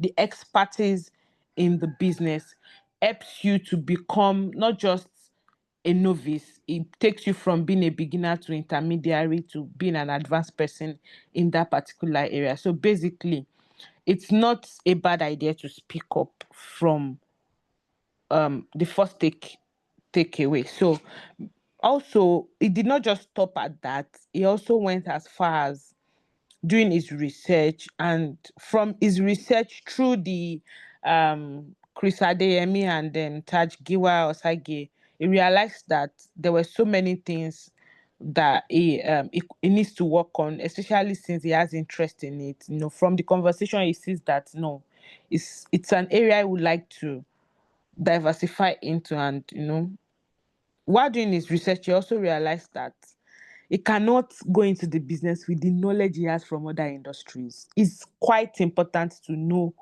when to put a stop to something, when to agree with yourself that this particular area is not my strength. It's quite important for us to know, so that you can reach out to people that are diverse, that experience in that area, and you could learn from their knowledge, with humility. He did not say, do you know who I am? I'm so person in this industry. He went into the other industry as somebody that is more like an intern. Yeah, let me put it that way. In this new age, he did not just go there as an expert, as a boss, CEO in other areas. He went more like an intern to learn, to understand the dynamics of the business. And currently, I would not want to go into other industries. I will use the legal industry, for example. And I'll say that there are areas of law that we are not strong at, we are not good at. And, yes, we found a solution to it by collaborating, but also there are times that some clients, I think Ceci was in an event that someone was asking a question about not having experience in entertainment, but he or she, as someone that is compulsorily saying that you have to be my lawyer and my manager at the same time, and she still doesn't have interest in it. So what am I trying to say? Sometimes, even though you have someone you are collaborating with already, you also need a bit of the knowledge, so that you'll be sure that whoever you are collaborating with is representing your client's interest well. Not that you just Very dump well. it on them that, oh, I've collaborated with you, get the job done. So it's important that we have basic knowledge of this thing. So Mr. Femi was able to equip himself with knowledge here and there from people that he had reached out to, meetings he had done and all, and he sees that there's need for him to get not just experts within Nigeria, a premium expert worldwide, somebody that is very vast. So if he had not taken the time to be an intern under these experts within the shores of Nigeria, he would not have known that there's need for a premium. He would just have said, I don't have knowledge, so Chris Adeyemi, sort this for me, set up the business, and let me know. It would have ended up being a failed project. So basically, after the internship opportunities that he got here and there, he kept tapping from different people while trying to still extend his networking.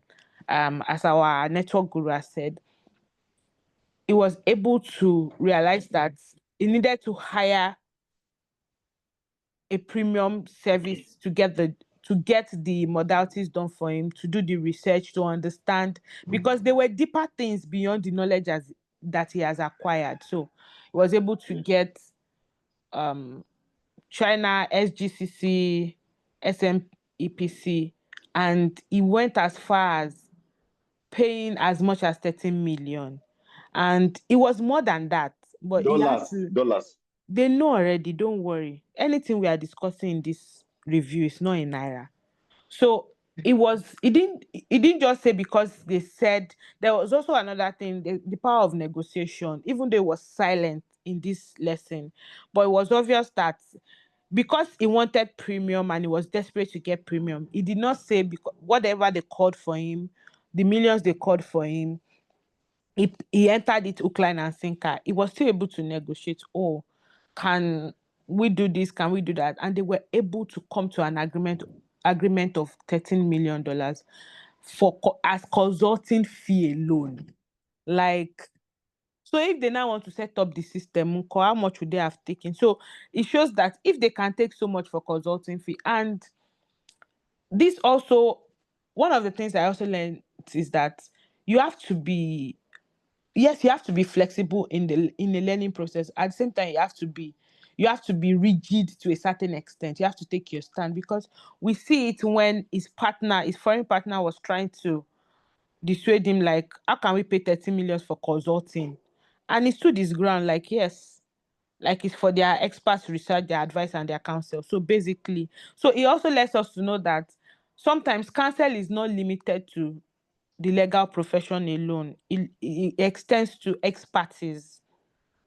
You have business experts in industries that can counsel you. Oh, this is what I have to say about this and that. So basically, it was supposed to pay $16 million and it was discounted to $30 million for him. And that decision he made to transact with them helped him not to make mistakes of buying Ikeja district and all. So he went, Disco. Yeah. yes, Ikeja district. So he went as far as paying the price. Like he did so much. He went beyond himself. He extended his territory. Like he went far into China to get someone. I'm sure that he had gone to different countries, but for him to say this, cause these experts are the best, it shows that he had already done his paperwork. And it also makes us to say that we cannot just say we've done small paperwork and we are tired, that's the best we can do. At least I've done something. Expert is expert irrespective, but he did not limit himself to. Anyone could have thought that he would have gone to the likes of US, you know, but he went as far as going beyond. As at the time, I'm sure China was upcoming as at the time, because it was not like the China of today that we know that China is now vast. As at the time, it was more like China was upcoming. It was a developing country, trying to set foot into the powers that be countries. But it did not just say China, okay, what do they have to offer? But he trusted their expertise, and he also said that for everything that they advised on, he did not just take their counsel, he used it. So basically it helped him to develop his business better. Also, another takeaway is don't neglect to do research or fail to choose the best in the field. I think I've already mentioned it, because sometimes it will cost you more. It's just like saying you don't want to get a lawyer to review your contract, and you just say, it's English they wrote, and you read it, and you take it like that. And at the end of the day, you come back to pay the lawyer times 100 of what you refuse to pay for contract review. So it means that you're setting yourself up for failure if you don't find research important in a business or in an area you're just venturing into. It did not just also do the research, take their counsel. He also understood the importance that after spending this much, I cannot afford to get my structure in a wrong foot. He understood, I think when you pay premium, you have brain by force, in my own opinion, because it's not small money. To us, it looks like extreme money, but to him at that point, it was just a big sum. It wasn't small money even to him. Somebody that has the money, it wasn't small money. Like, I'm paying so much for consulting.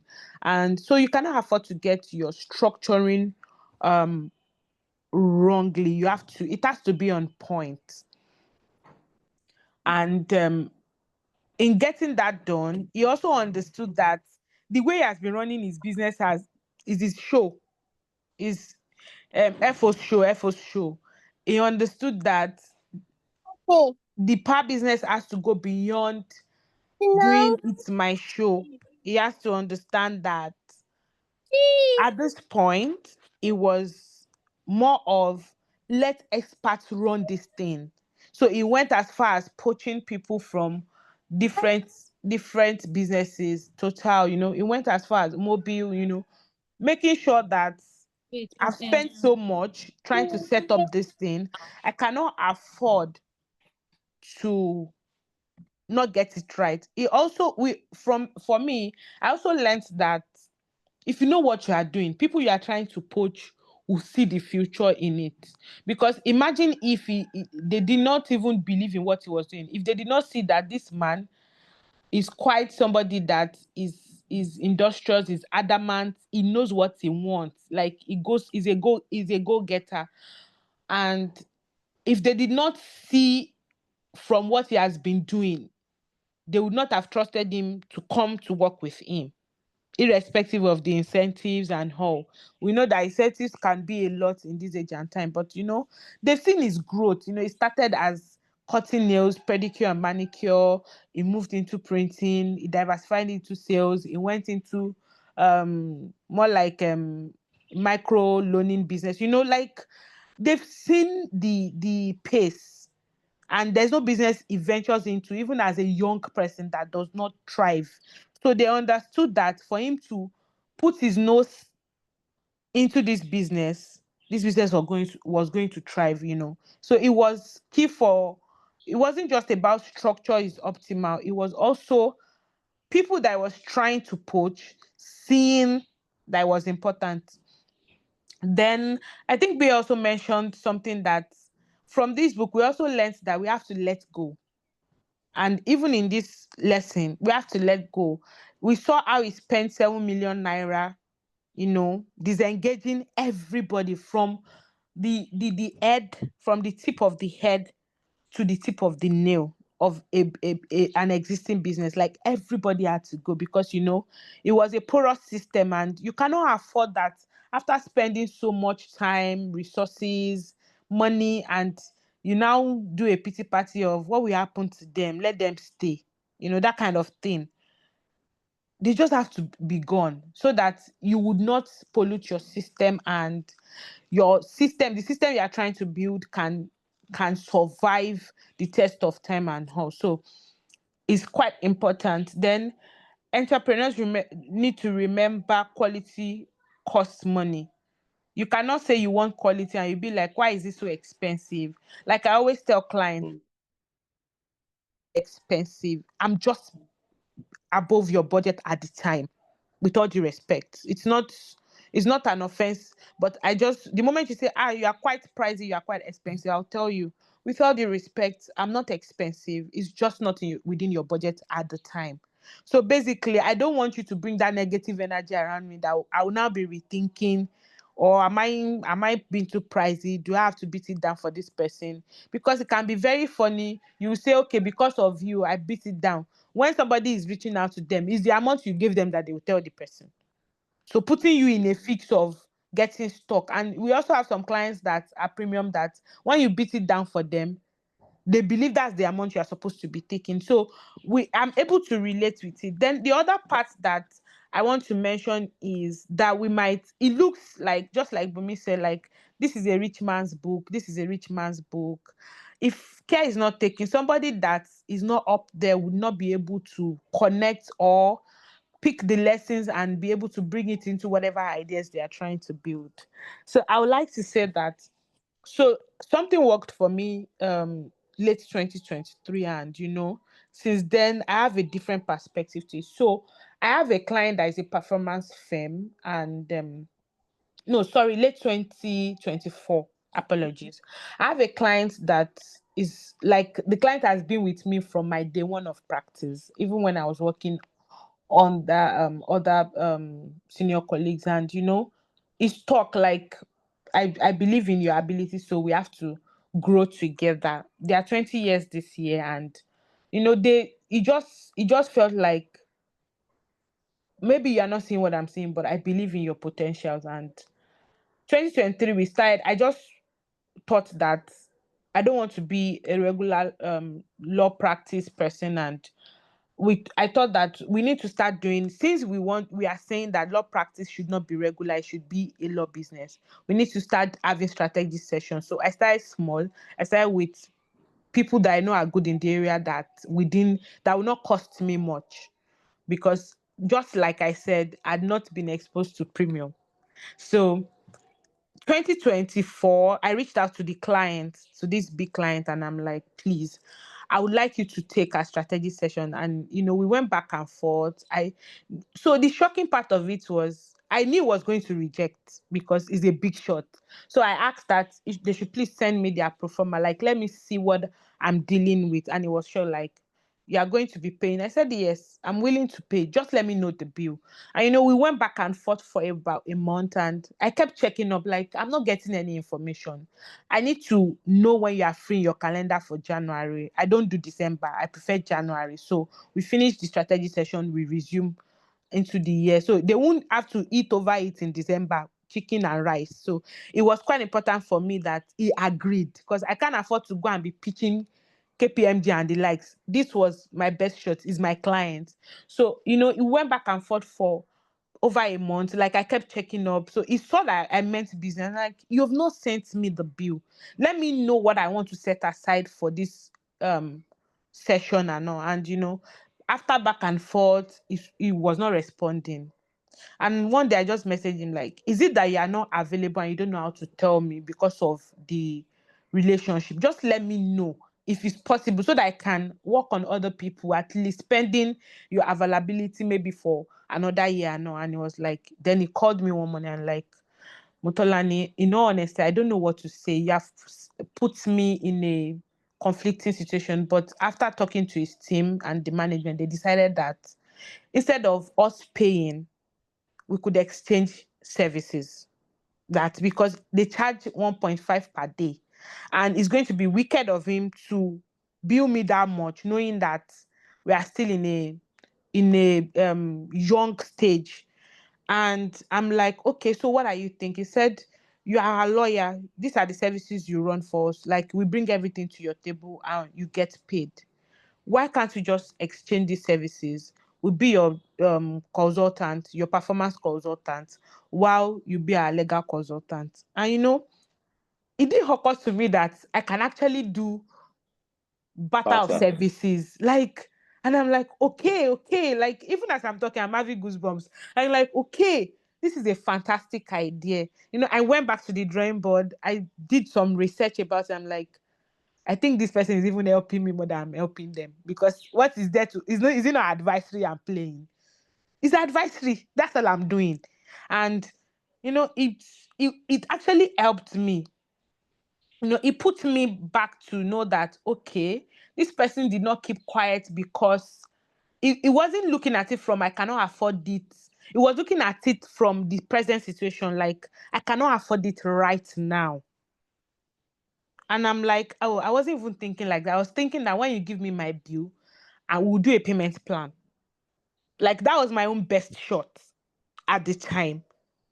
And having the conversation made me to realize that I think I've been limiting myself to a certain extent. I didn't look at the bigger picture. And just like that, and we did a strategy session. It was fantastic. In fact, everybody enjoyed it. And they came up with a strategy plan for the next 4 years for us. And in fact, they had to do a scorecard for everybody so that we can monitor it on a monthly basis, quarterly basis, so that by the end of the year, when we come together to have a review, we don't just come blank. So what am I trying to say in essence? Why I use this example is because we might not be able to pay the premium right now. We might not be able to cough out millions of naira or dollars right now. But if we can establish a relationship through networking engagement, we can actually barter services and we'll still get the premium irrespective. So for me, Thank you, Motolani. I resonate. The time is up.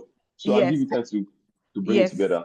Yeah, so I resonate with the book beyond lesson 11, because just like everyone has said, it's not like everything that is said here is new to us, but it's how we are able to relate Presented. beyond what we have known with it that matters. Thank you. Yeah. Thank you, Motolani. That was very, very vivid. Thank you so much. But there was a part we did not talk about how paying $13 million to a Chinese consultant saved him from buying what would have been a dead asset. So he bought Geregu. Geregu Power is a generating company. Why Ikeja and Disco, they are a distribution company. So Disco and Genco. So he went for the Genco business. And Geregu was in Kogi State. They had, when they did their activity study and they did their dividends, the company was okay and they had good assets. I said, this company, if you buy this company, you will do well. And the guy is doing fantastically with the power business. So when I think I learned that for a lawyer or for a service business, when people ask you that, why are you charging so much? You should be able to justify why you are charging so much and what they will get out. Like when they go to somebody else, right? They will go somebody else, but they will see that this person that was charging me, if I had gone to this person, I would have seen them. If I instead people that bought power businesses like him then, but did not pay as much as he paid for the kind of water that he got, that today now they are battling with so many loans. That if they are done to do diligence very well, maybe they may not have bonus come. I put it in the book, mention their names. The guy they mentioned the menu for this book, just they mention everybody name.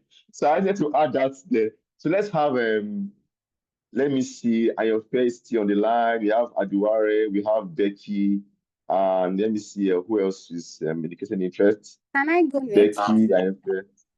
Aduari speaking. Okay, is that Ayofe? Aduare, okay, Aduare. I'll give you 5 minutes and I'll be very strict with 5 minutes. Now I'll put a timer so you can go. Okay. Learned so much from everyone so far.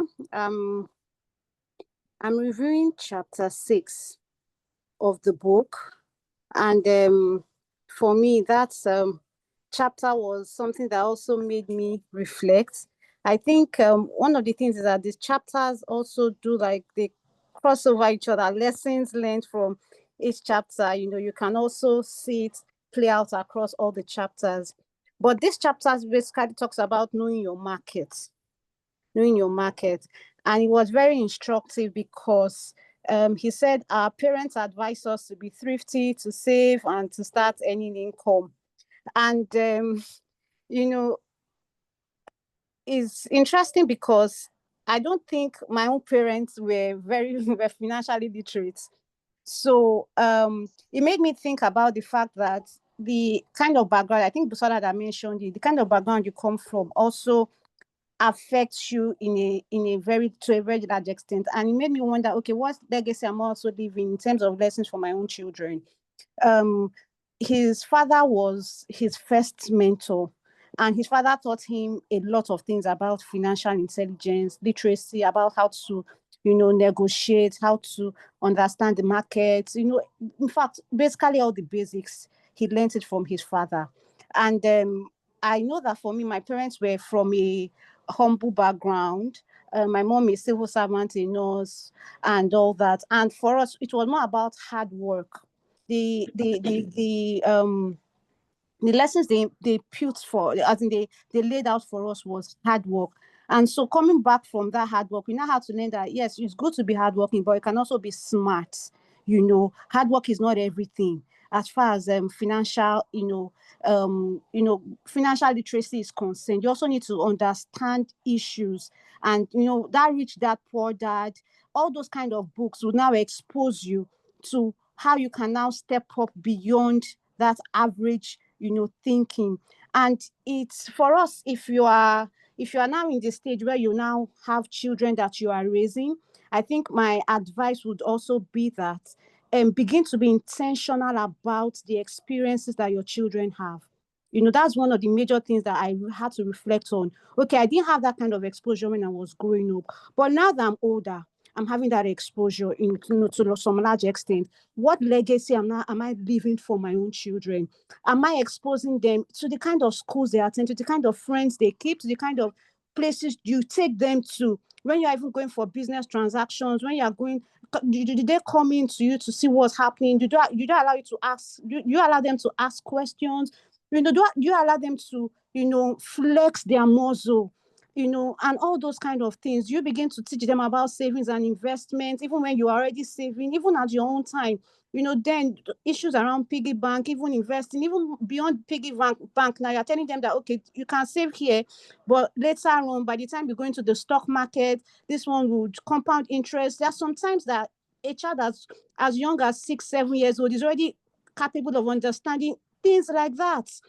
So issues around legacy, actually as parents, is something that stood out for me in that chapter. Now, beyond that, I would also say that he now talked about knowing your markets, and then he didn't care.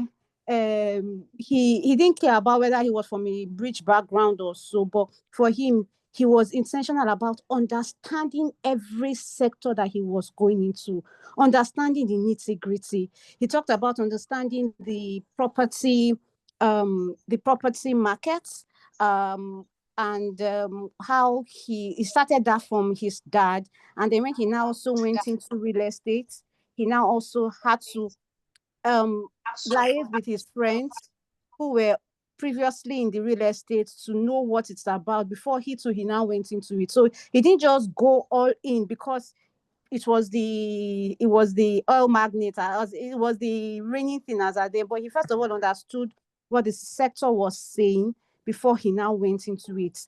And then he also talked about what do you call it, before also the Xenon oil, having an understanding, having connections, having a variety of suppliers. He did not just rely on just one supplier, because when he saw that, okay, some people can be what do you call it now, unreliable, or issues can happen. It's not even that they're unreliable, but because some things may just happen and they will disappoint you. Talked about when a major supplier of his disappointed him and he lost about 20 million or so in a week or in a day or so, and then because of that he had to wise up in court and have a variety of people that he can negotiate with, getting good discounts so that he can have good profit margins. And for him, I think he was also a very shrewd businessman, because some people in business are very loyal. I believe, I love you, you have been doing so well for me, so they stick to that one person, that one vendor, that one, and then because of that, even when they see that you can get a better deal there, you feel my relationship. But sometimes in business, you have to also, be shrewd and say, even if I want to be loyal to this person, but I need to have other options. If I can get it better somewhere else, why not? If not. And he had to do that as well. I also learned I don't have 5 minutes now. my time. 5 minutes is I up. don't Okay, have maybe my last Yes. point. My last point would All just right. be that he talked about knowledge giving you an edge, and then for him, he used that edge because he had knowledge about issues. He was able to use that to get ahead of his mates in business. So I think for that, the major take home is, please, before you are going into anything, especially different sectors of law, since we are speaking to lawyers here, understand the market into two, understand what it says, get to speak with people, just understand the market, do your own research, and then go into it. And as you also continue, learn along the way and improve your services. Thank you very much. Thank you, Aduware. That chapter, anything that I think we should take time to chapter 7 is very, sorry, chapter 8 that she spoke about, right? So chapter 7, having on the USP, like you mentioned 2 things: how to get big clients. We only think of getting big clients, but he said that when you have a unique service proposition, a USP, that you should hone it very well. That his own for Xenon was unbeatable customer experience. That once you had a taste of Xenon, you want to come back. And they had people like Total, other companies who are in that business. I said, you want to get Julius Berger, you already had Coca-Cola, you had Cadbury, you had Nestle, you had all big clients. I said, how do you really get Julius Berger to be his clients? And he got his clients in an unusual way. He said that he wanted to build his office in VI, and he wanted the best of the best to build the office. And he said Julius Berger should build the office for him, and they agreed. And they agreed for a contract sum of $1 million that he will pay them. And I said, that how, and that the diesel need for that construction will be massive. Now said that how will he pitch to them? I also talking about Bata. Now said, if I allow you build my house for this my office, will you allow me supply the diesel? He said yes. They thought that if he pays, that he will pay them the money for the house, why they also pay for the diesel. Now said he has another better idea. That can be Bata in such a way that he can net off some amount of the diesel amount of money and he will not pay. That was that this huge man. He got the diesel supply from Julius Berger, supplying for that building, and started supplying around their whole construction site. So that was how he got his breakthrough from that one client, supplying them across the country. But he was skilled enough to battle with them, and he got a massive. So as a person providing service, we must also be very, very, must be very discerning of. At times, everything is not about money. How can you battle? How can you do some trade-offs that will give you into a big client, and from there you can become their retained, provider for that service. So I'll go to Ayofe. After Ayofe, we'll have Becky.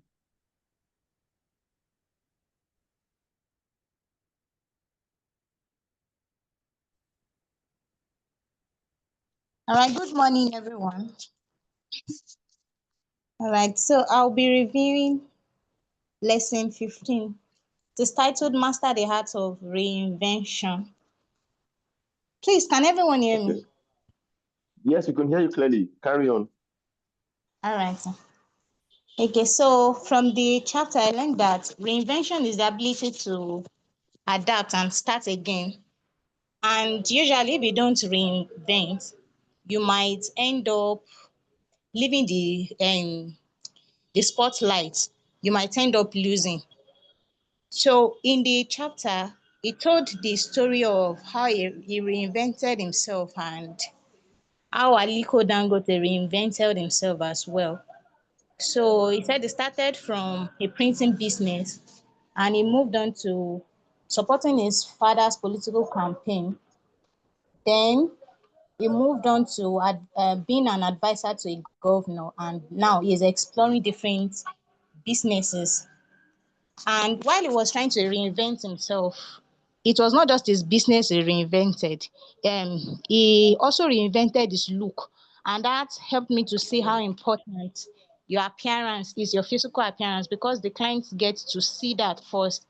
And I believe that sometimes they're able to tell how confident you are from your look before they can attest to your competence.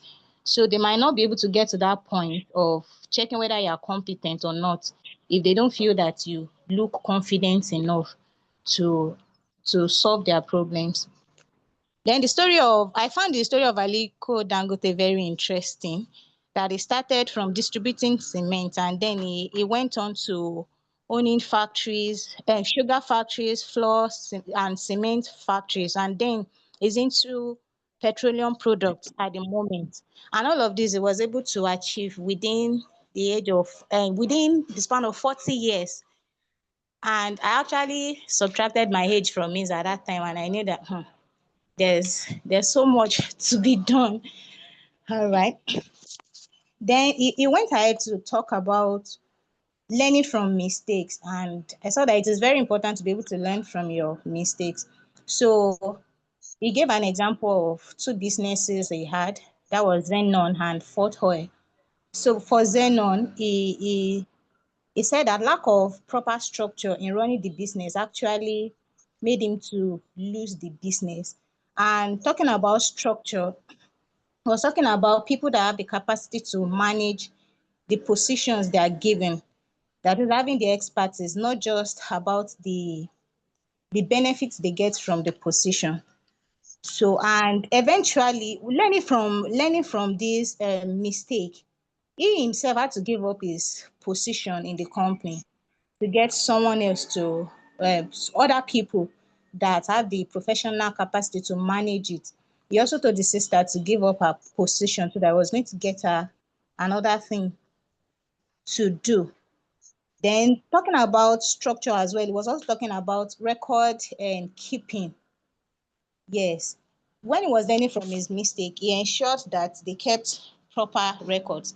Then I also remember that this structure it also refers to, okay, yes, I already spoke about getting qualified people, but in doing that, it did not just depend on himself to get the qualified persons. He spoke to people that could help him get persons that are qualified for such positions, and he got one of the best to manage his new company. That was Fort Oil at that time, and they were able to move it to a great height. Then, yes, also about the mistakes he made. Yes, I think it's still about the quality of people that he gets. He talked about getting employees from referrals, maybe, and then from family too. And it shows that your relationship with people can actually create some bias, and it could lead to the downfall of your business if you are not careful. So you don't just employ people because of sentiments, but because you know that they are qualified, regardless of where they are coming from. So while he made that mistake when he was running Zenon, when he was moving to Fort Oil, he ensured that he did not make that same mistake. So he was not just recruiting people based on referrals, but because he was sure that they were qualified and they would be able to deliver. So some of the things that the lessons that I highlighted is that that when you are trying to reinvent, you need to plan. You need to plan for it. It's not just something you dabble into just like that. You need to plan and you execute it thoroughly. So because for most of the times they reinvented himself, okay, and I would also want to state that it was not just once he did that. He did that over and over again. It almost became it was even tagged, I think, master of reinvention or what. Of So reinvention, yeah, yes. he was known for it. So it was not just a one-time thing. So, and each time he did that, he ensured that he plans for it, then he thoroughly executes. So planning is very, very important if our invention is going to work. Then he also highlighted the fact that it did not always work out for him, but most times it did because he planned for it. Then reinvention is tasking but exciting. Though I don't see it as always exciting though, because I know that it can be very discomforting. But I know that there's an excitement part to it when you begin to see the results of the reinvention. So it can definitely be exciting. Then you should know when to Thank you, reinvent. It's Vicky. not 5 minutes is up, Vicky. So you should round up now. oh, Yeah. okay, sir. So I was trying to think of how to relate it to my legal practice, and I saw that there's actually a need to work on my appearance to ensure that I have that confident look, so that when clients see me, they know that this person can actually solve my problem. They are willing to go ahead with me, and also to ensure that I have a proper structure in place. I'm not just running my practice anyhow. I'm keeping proper records that can help me to sustain my practice and also to scale when I need to. Thank you so much, Ayanfe, for that review. But you talked about reinvention and how he has to change his name from Zenon Oy to a name that was more of, that has his personal name. That's F.O. So he had to ask his lawyers to look for that name, Femi, or to F.O. Oy. That was the idea, Fort Oy. So Fort Oy. And he said he said, I searched for a new company name that aligned with my initials, F.O. That way, I figured my personal reputation would be on the line and the bank will look at the company in a different light, as would the public. He said, my daughter Solani suggested Fort Oy, but we discovered someone had already registered it. Guys, here. I instructed my lawyers to pay the man 20 million naira for the rights, despite never actually having used the name. When people are billionaires, it's not by mouth, it's not play. So think on that. That was on page 176. Mastering the art of invention is not cheap at times to cost too much. So Tony, let's have your review. Thank you, Ceci. Good morning again, everyone. Once again, I'm really thrilled that we've had this session. And like I was telling Ceci earlier in the week, that this has gingered me, because I got this book a couple of months ago, and I've not been able to read, but this really gingered me. I started it by, I was just dilly-dallying, but now that we had this, I was gingered to, finish up. And yeah, my lesson, the one I'm sharing, is on lesson 9. And it makes me realize that a lot of these people that we look up to and we think, oh my God, they are just rich. Sometimes we feel as if we kind of feel like, I'm speaking. We kind of feel like maybe they're just rich, maybe because, right, for someone like we call a Nepo baby, just because their father was rich and then maybe it got handed down to them. But one thing that I love about this particular chapter is it makes us understand that it's a holistic journey to wealth. So this chapter is talking about making your life simple, and it's one of the shortest chapters in this book. And it made me realize there are a lot of personal discipline.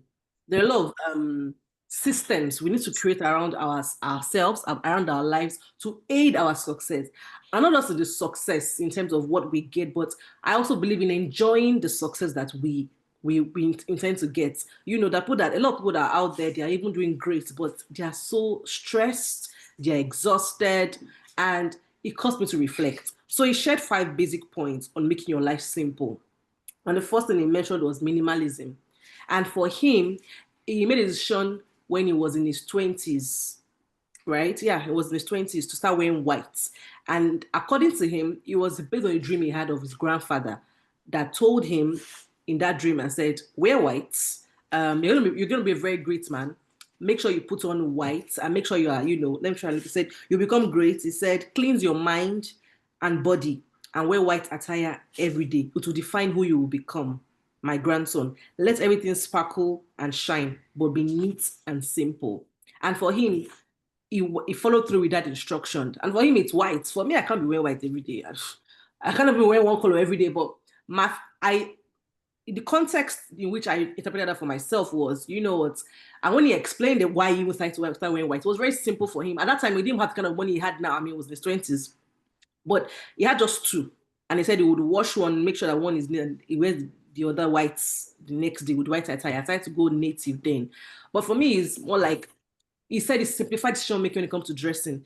I'm sure a lot of ladies here can relate to how long it takes for you to plan what you want to wear. And for me, it's more like simplify your life with regards to the logistics first. That's part of, this principle. For me, it's like, I'm not going to be wearing one color every day or try and, we have to interpret it to our own context. But for me, it's more like, okay, I have to start planning my outfits in advance. I'm tired of spending so much time, planning what I would wear. I mean, okay, all I wear, thinking. And sometimes even on that morning, you realize it's not going to work out, you wait, and and you are now stressed. Sometimes for me, I end up getting to the event late because of all these last minute issues, determining what I wear, just planning, simplifying things, and for me, it's planning ahead. And then he spoke about friendships. So I like that holistic approach. A lot of us, we indulge fake friends for whatever reason. I don't know. And I'm someone that I like keeping it 100, keeping it real. And so it was more like a reinforcement for me to just always be around people that make you happy, be around the real people. And even social activities was one and that point he made. Must we always attend every event? Let's keep our lives simple. I started reflecting. I said, okay, apart from even events, commitments. Must we be in every committee? Must we be in every planning committee? Must we go to every conference? Sometimes we overexert ourselves and it affects us. Another important point he made in Simplifying Our Life is delegation. Oh my God. He said, delegate everything. And there was a point in that I highlighted, I want to read. He said, so he said, oh my God, did I not highlight? I thought I highlighted that part. But basically, I was talking about, one of the advantages of simplifying my life was realization that I should only do what I cannot entrust to others. And only if that helps achieve the goals I have set. And he said, this frees up so much time that it improves the quality and the quantity of what I can accomplish. So I think that's the test. This thing that I'm struggling to do. And sometimes we end up delivering late to our clients because we want to do everything, as lawyers. The test should be, can I entrust this to others? Even if I will approve it, the time it takes to even start the whole process, you can delegate to somebody else and maybe just spend like an hour to just, go through it, depending on what you're doing. So I think that the test, when we're able to delegate things, which frees up space, we're able to give better quality of work. We're able to be more strategic and think and plan better and, do the BD of that, of our jobs more, of our practice more, or our work. I think the final point he made also is, regarding friendship is spend time only with those that you appreciate. It's very important for us to surround ourselves with people that make us feel happy, those that are really, really, truly in our corner. And for him, he said that's why he loves his closer friends and friends that he has had from back in this, because they've been there from day one. They're not there for what, for who he is right now. They've grown together. I think the last point here is free time for what excites you. Do things you love. And that's a very good reminder that there are a lot of things that I've always wanted to do, but I've been pushing. It was a reminder for me to, when you make your life richer, basically, not only in monetary terms, enjoy your life. There are things that we love to do. They don't have to be about money. They don't have to be about what we can get. Just enjoy your life and literally plan for those things. Do things that make you happy. Spend time with your loved ones, your family. So basically that's what listener talking about just enjoying your life, living a life that is true to you, an authentic life that aids your success and aids your enjoyment of the success. So I think that's where I'll stop for now. Thank you, Tony. That was very short and that was very succinct. Thank you very much. Becky, let's have your review. Then we'll now go to our friends who are not our main committee members but have indicated interest. So Becky, you have 5 minutes. Let me call you back in the next 15 minutes, please. Let me quickly wind up with this, please. Okay, so can we have Mr. Good morning. No, I'm Olumide? actually with you. Okay, Becky, are you here? Okay, Becky. Yes, Okay, good you're ready, morning. right? Please carry on. Good morning. Yes, Carry I on. am. Yeah. Okay. Actually to review lesson 3, which talks about self-belief is non-negotiable.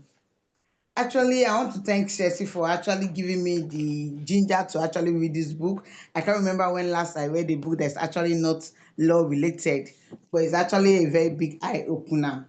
And seeing the name Femi Otedola making it big, I was like, oh, what again do I actually want to learn from a Nepo baby? But I was like, opening the book, I've actually learned more than enough to actually sustain. Yes, though I'm yet to finish reading the book, but to where I've actually stopped, I actually saw that for someone as big as Otedola and from the background he actually came from, he actually believed in what is actually called self-belief, and that was actually one of his guides throughout his journey and leading him on. And looking through the book and seeing self-belief, hope I'm being heard. Yeah, I heard. I mean, you're not heard that. You can hear you. Carry on. Okay, so looking at the book, and when they say one of his most like the first thing is actually in his entrepreneurial journey is self-belief, that he had to believe in himself that he can actually do it before he can actually get it done. So believing in oneself, I see that is one of the bedrock of becoming who we actually are. And immediately there was a paragraph he talked about when they came to deliver the diesel to him, and he saw how wicked and how this and how that the car was, and he was like, oh no, I believe I can actually do something better.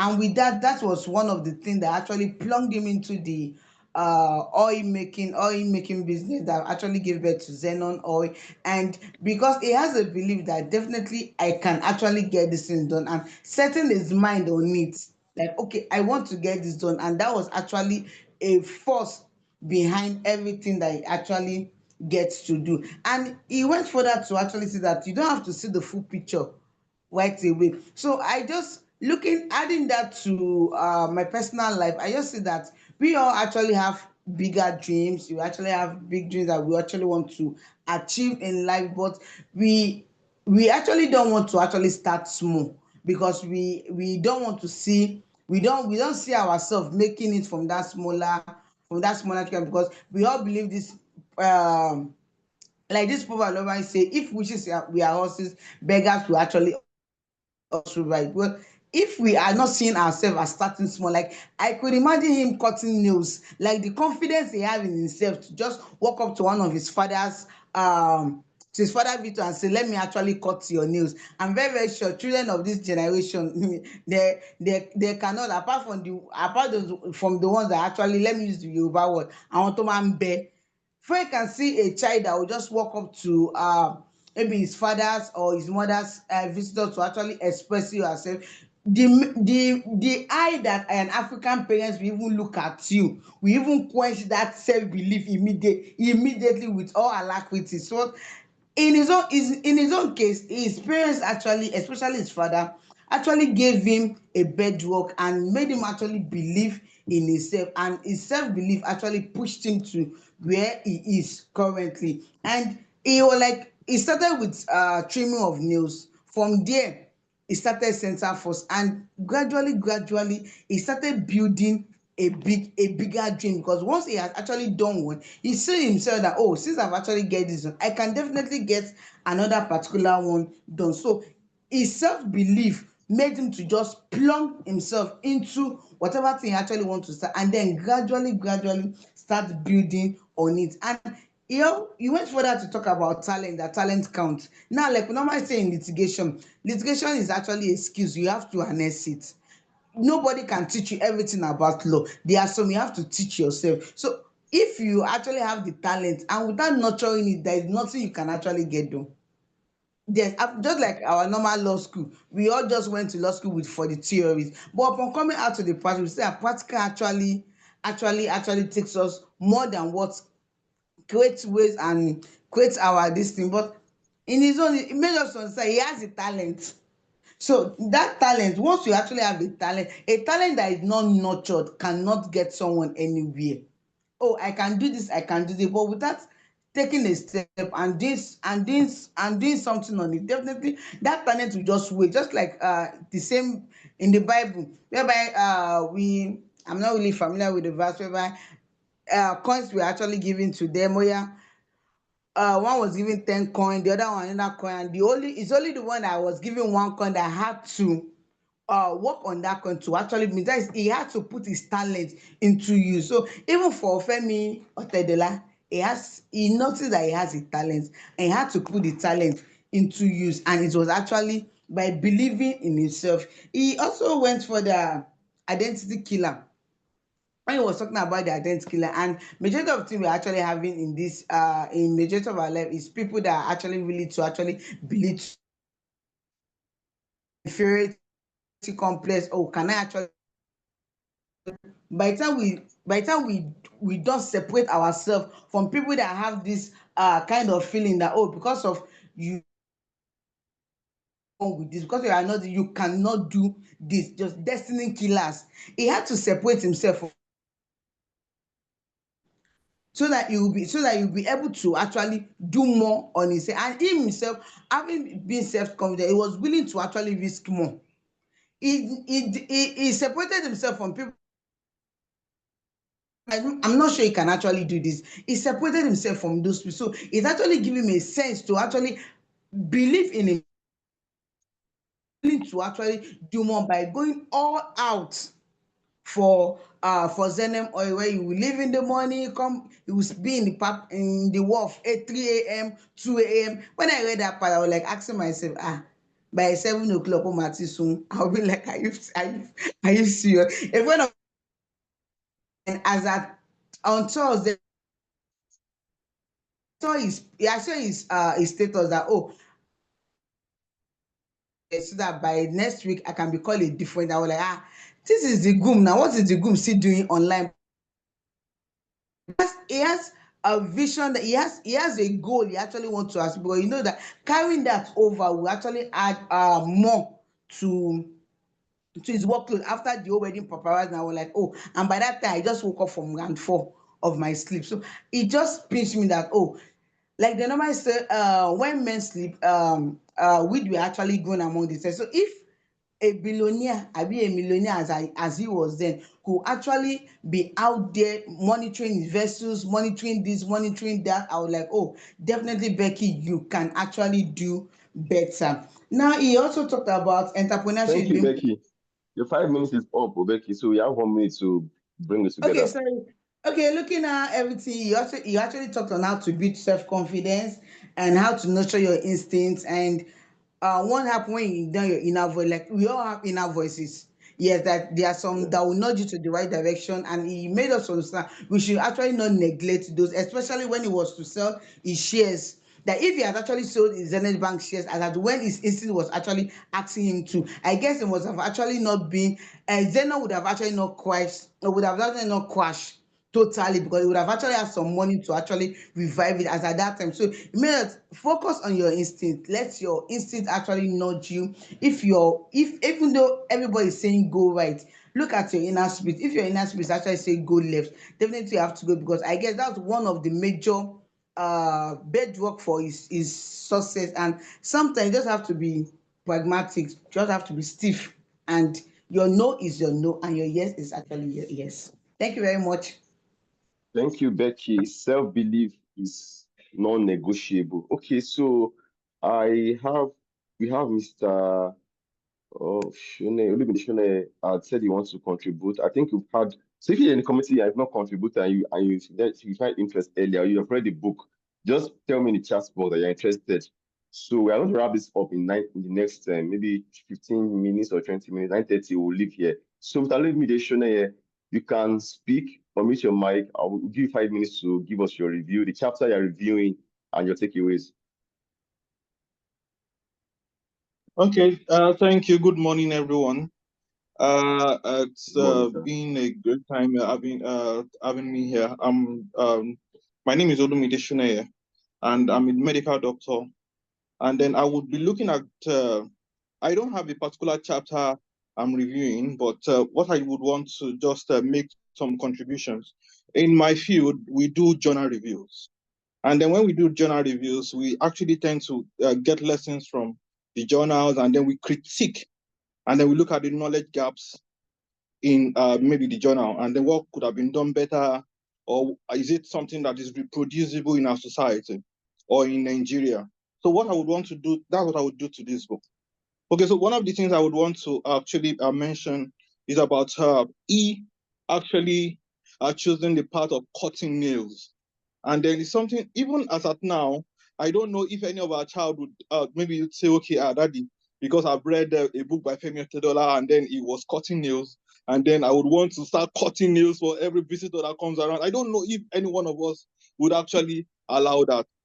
It's not likely. But one of the things we can actually tell them to do, if they can actually watch, maybe do some cleaning, maybe do some polishing of shoes, or washing cars or something like that.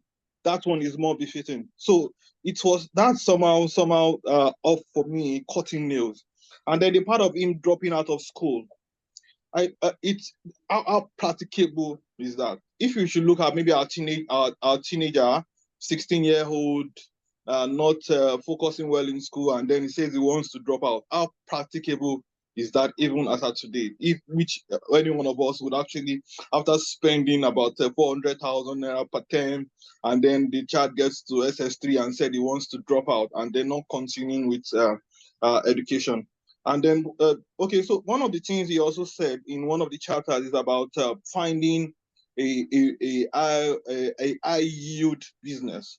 And then I would say that the Center Force was not a high yield business. So that's why the motivation to put all was not there. But when he got into Xenon Oil, and then he saw the high yield, that was a motivation for him to put more time, to put more energy, to put more zeal, that he had to actually go out with the truck drivers every day. And then concerning, okay, one of the things I also want to say is about one of the things I didn't like about what he mentioned was about Wigwe, the about Wigwe stuff, and then Access Bank stuff. Femi Otedola is a business, and then he hires and fires. He wants to win all the time.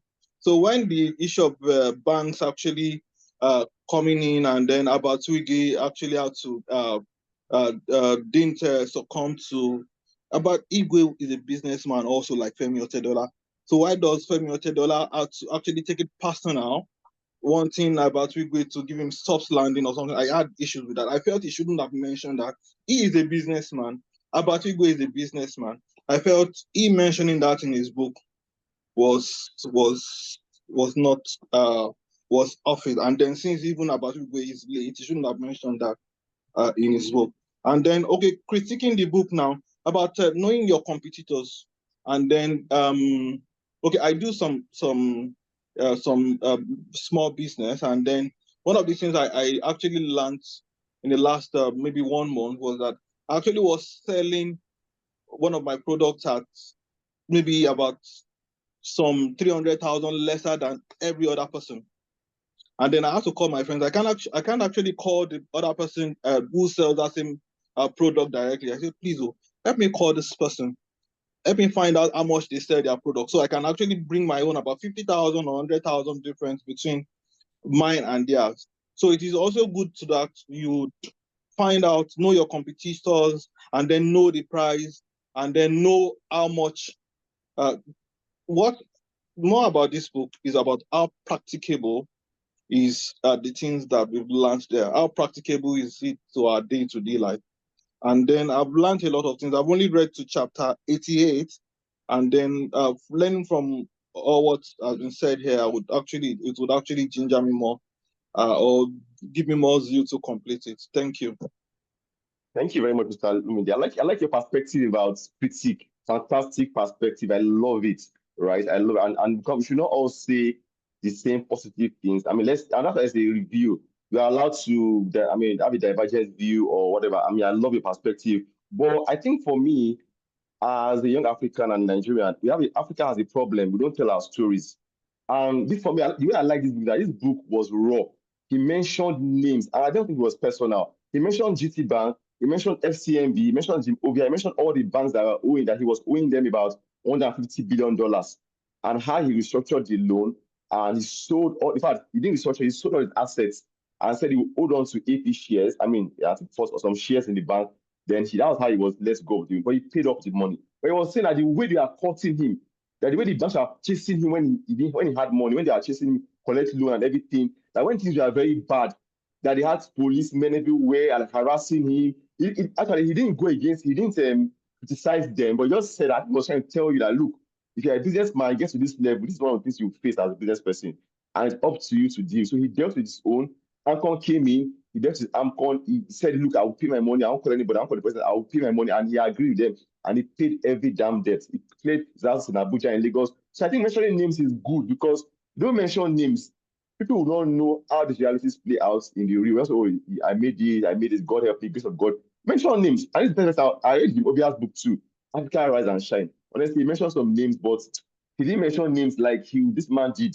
And this man is not a banker, he's not a lawyer, he's an entrepreneur, he's not a professional. So he doesn't have that gist of confidentiality like we would have had, like lawyers or bankers or doctors, not to mention names. So he mentioned names to the extent that people should learn from their lessons. I don't think Ebansu is his enemy, but you have to just mention that, look, when I had money, when the game was good, you guys are coming for me, and now it has gone bad. They're not bringing policemen and all of those things, they're harassing. They're doing their job though, but I think for storytelling purposes, you have to say those things so that we can see the good, the bad, and the ugly. That's my own view though. I don't agree with everything said in the book. I don't agree with everything, but at least to an extent, the book is actually balanced, and I think the book is a real life scenario what happens in Nigeria. If you want to do this in Nigeria, the highest level it's very real and it's very relatable to me. That's my own subjective opinion. I think a lot of people will agree with that. So thank you, Sam Olumide, for your perspective. Do you have anybody who wants to say something between now and the next 5 minutes before we call it a wrap? I want to just say very quickly that I appreciate the authenticity of Efo in this book. I was a bit skeptical that did he write this book? He's a billionaire. Did he have time to write this book? And I've read a couple of biographies I've seen. I bought African Rise and Shine, but some books, a lot of them are just, I'm not saying it is, but a lot of them are just phonies. Yeah. They just praise themselves and all of that. But I must admire Efo's authenticity in this book, and that's why I felt he wrote this book. Maybe he didn't type it, but maybe he dictated words, because it felt like what Efo would say. If you listen to him in speeches, Pato was talking about how he's one of his CEOs went to start talking to his customers that I can sell diesel to you. So he said, why would I still keep you in business when you're a common criminal wearing suit and tie in front of me? The way he said it, I found myself laughing a lot reading this book, because it just felt like someone, the beauty of books. We may not opportunity to sit down in a room, I mean, we hope to do, but this book is an equivalence, and you have all the time to get the knowledge. And I really want to admire, and I feel like we are grateful to him for writing. He didn't have to write all these things he's sharing with us. He was very open, very transparent. He's a flawed man, like we all are. So he doesn't have to be perfect. But for me, my own is when I read something, I reflect on my own journey and I put it in context. I feel like we need to read it with an open mind, not with the lens of a billionaire. We all have our level of privileges from where we come from. There are people out there that don't have this privilege. So from where we are working from, there are principles there. And I love the storytelling, all through the principles, all the same principles. You will say, this is my experience. So you listen to it or you read it, you hear the story, and then you now reflect on your own journey and say, what are the lessons here? I have my own stories. He has his own stories. So what can I pull from him as lessons? What I think that I can even relate to, So I must really admire the authenticity and how he made like an holistic thing. He shared personal stuff, how I spend my day, because it's an holistic thing for you to really enjoy wealth and live the kind of life you want. It's not just about just making money all the time. It's about just that overall, growth, So I really thank you, Ceci, for thank you so much, Tony. For this idea. Thank you for chipping in. Okay, who else has anything to say? You're free to speak now. Anybody has anything to say? Maybe one line, one chapter, one comment you've read, you want to share. Especially if you're not from a community member, a community of SLB, you are free to speak. This is an open session. Daniel, want to say something? Daniel. Morning. Good morning, Hi, Pastor. Amobi. Good morning, Amobi. Morning. Morning. Thank you all for sharing your thoughts about the book. I haven't read it at least, but from what I've heard so far, it seems to be a good read and to be an open mind. I also like the fact the person that spoke last and gave a critique about the book. I think there should always be a balance.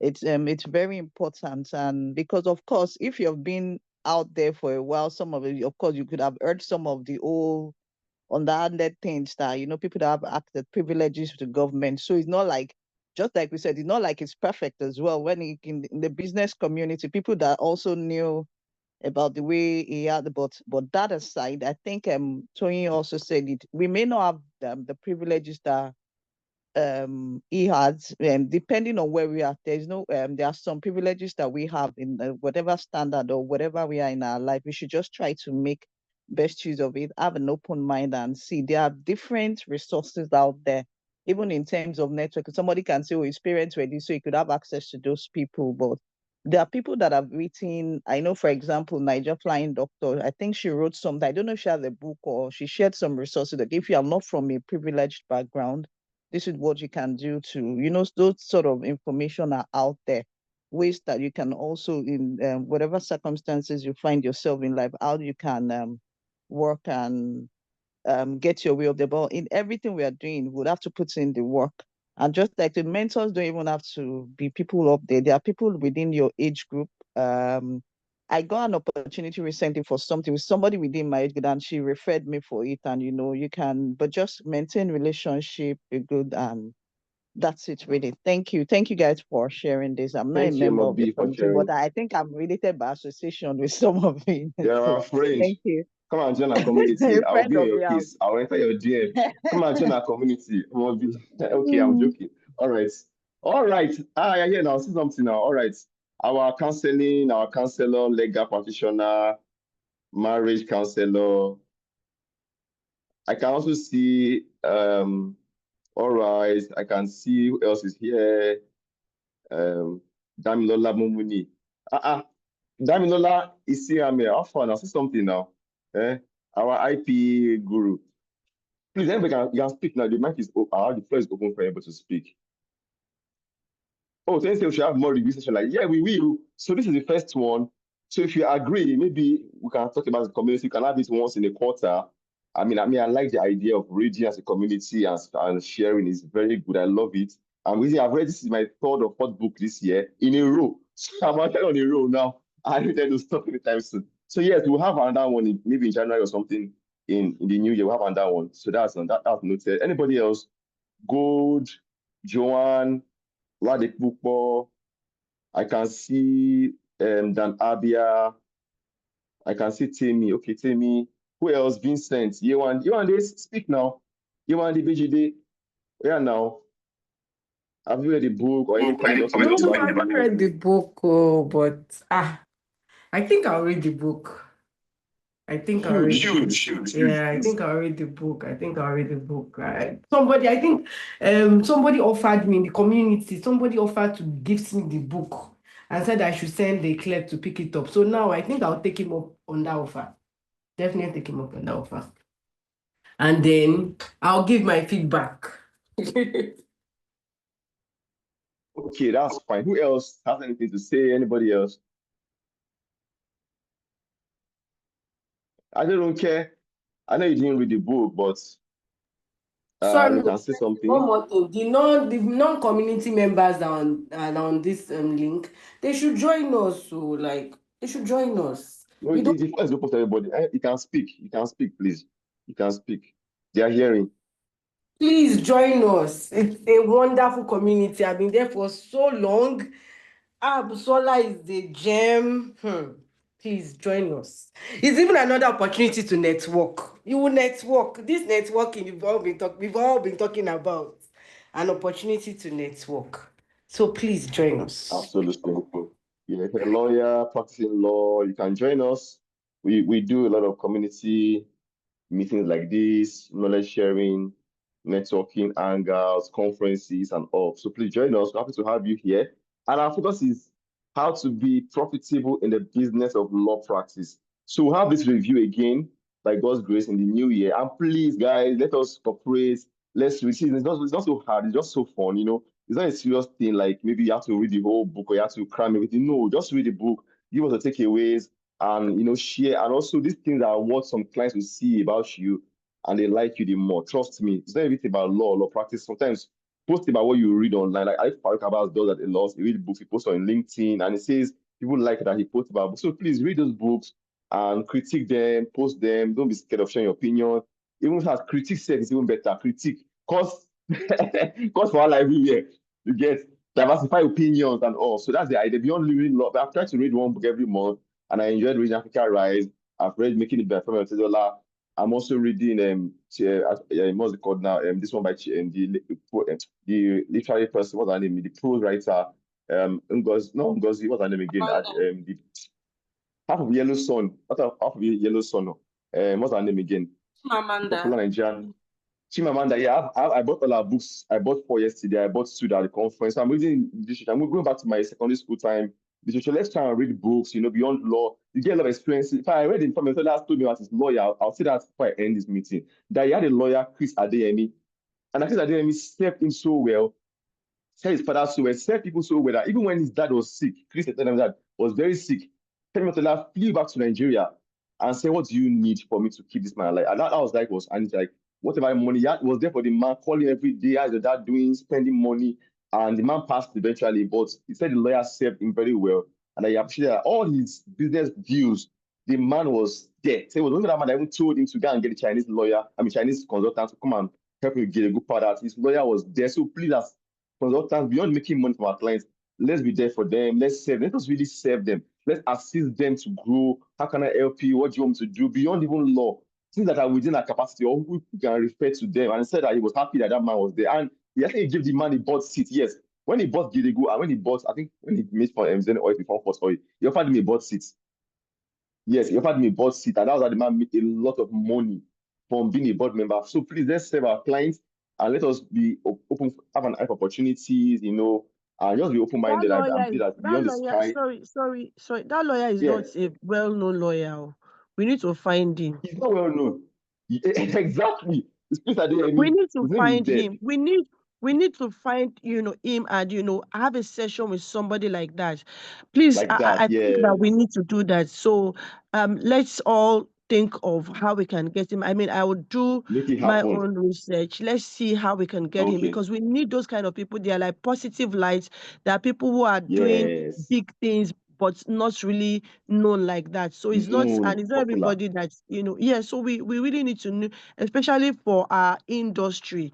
There are a lot of people that are doing, big things, but their hands are soiled, and you really want to be sure who you are, seeking counsel, mentoring, advice and stuff from. I mean, I don't know if the guy's hands are soiled or something, but I mean, just that level of commitment, to a client, not giving half measures, like, I mean, this is what I'm paid for and just do it and all of that. It speaks a whole lot. And it also speaks to the fact that he's somebody who has an understanding of the business of law.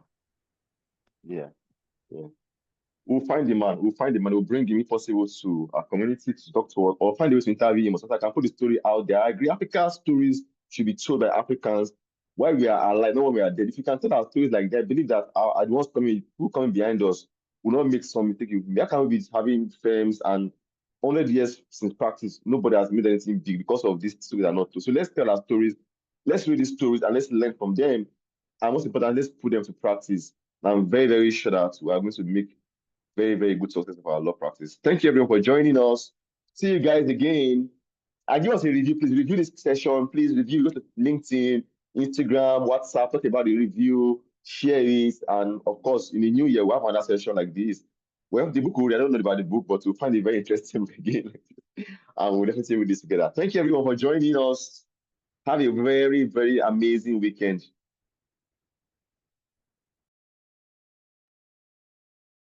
Bye, everyone. Thank you for everyone that signified interest and joined eventually. Thank you.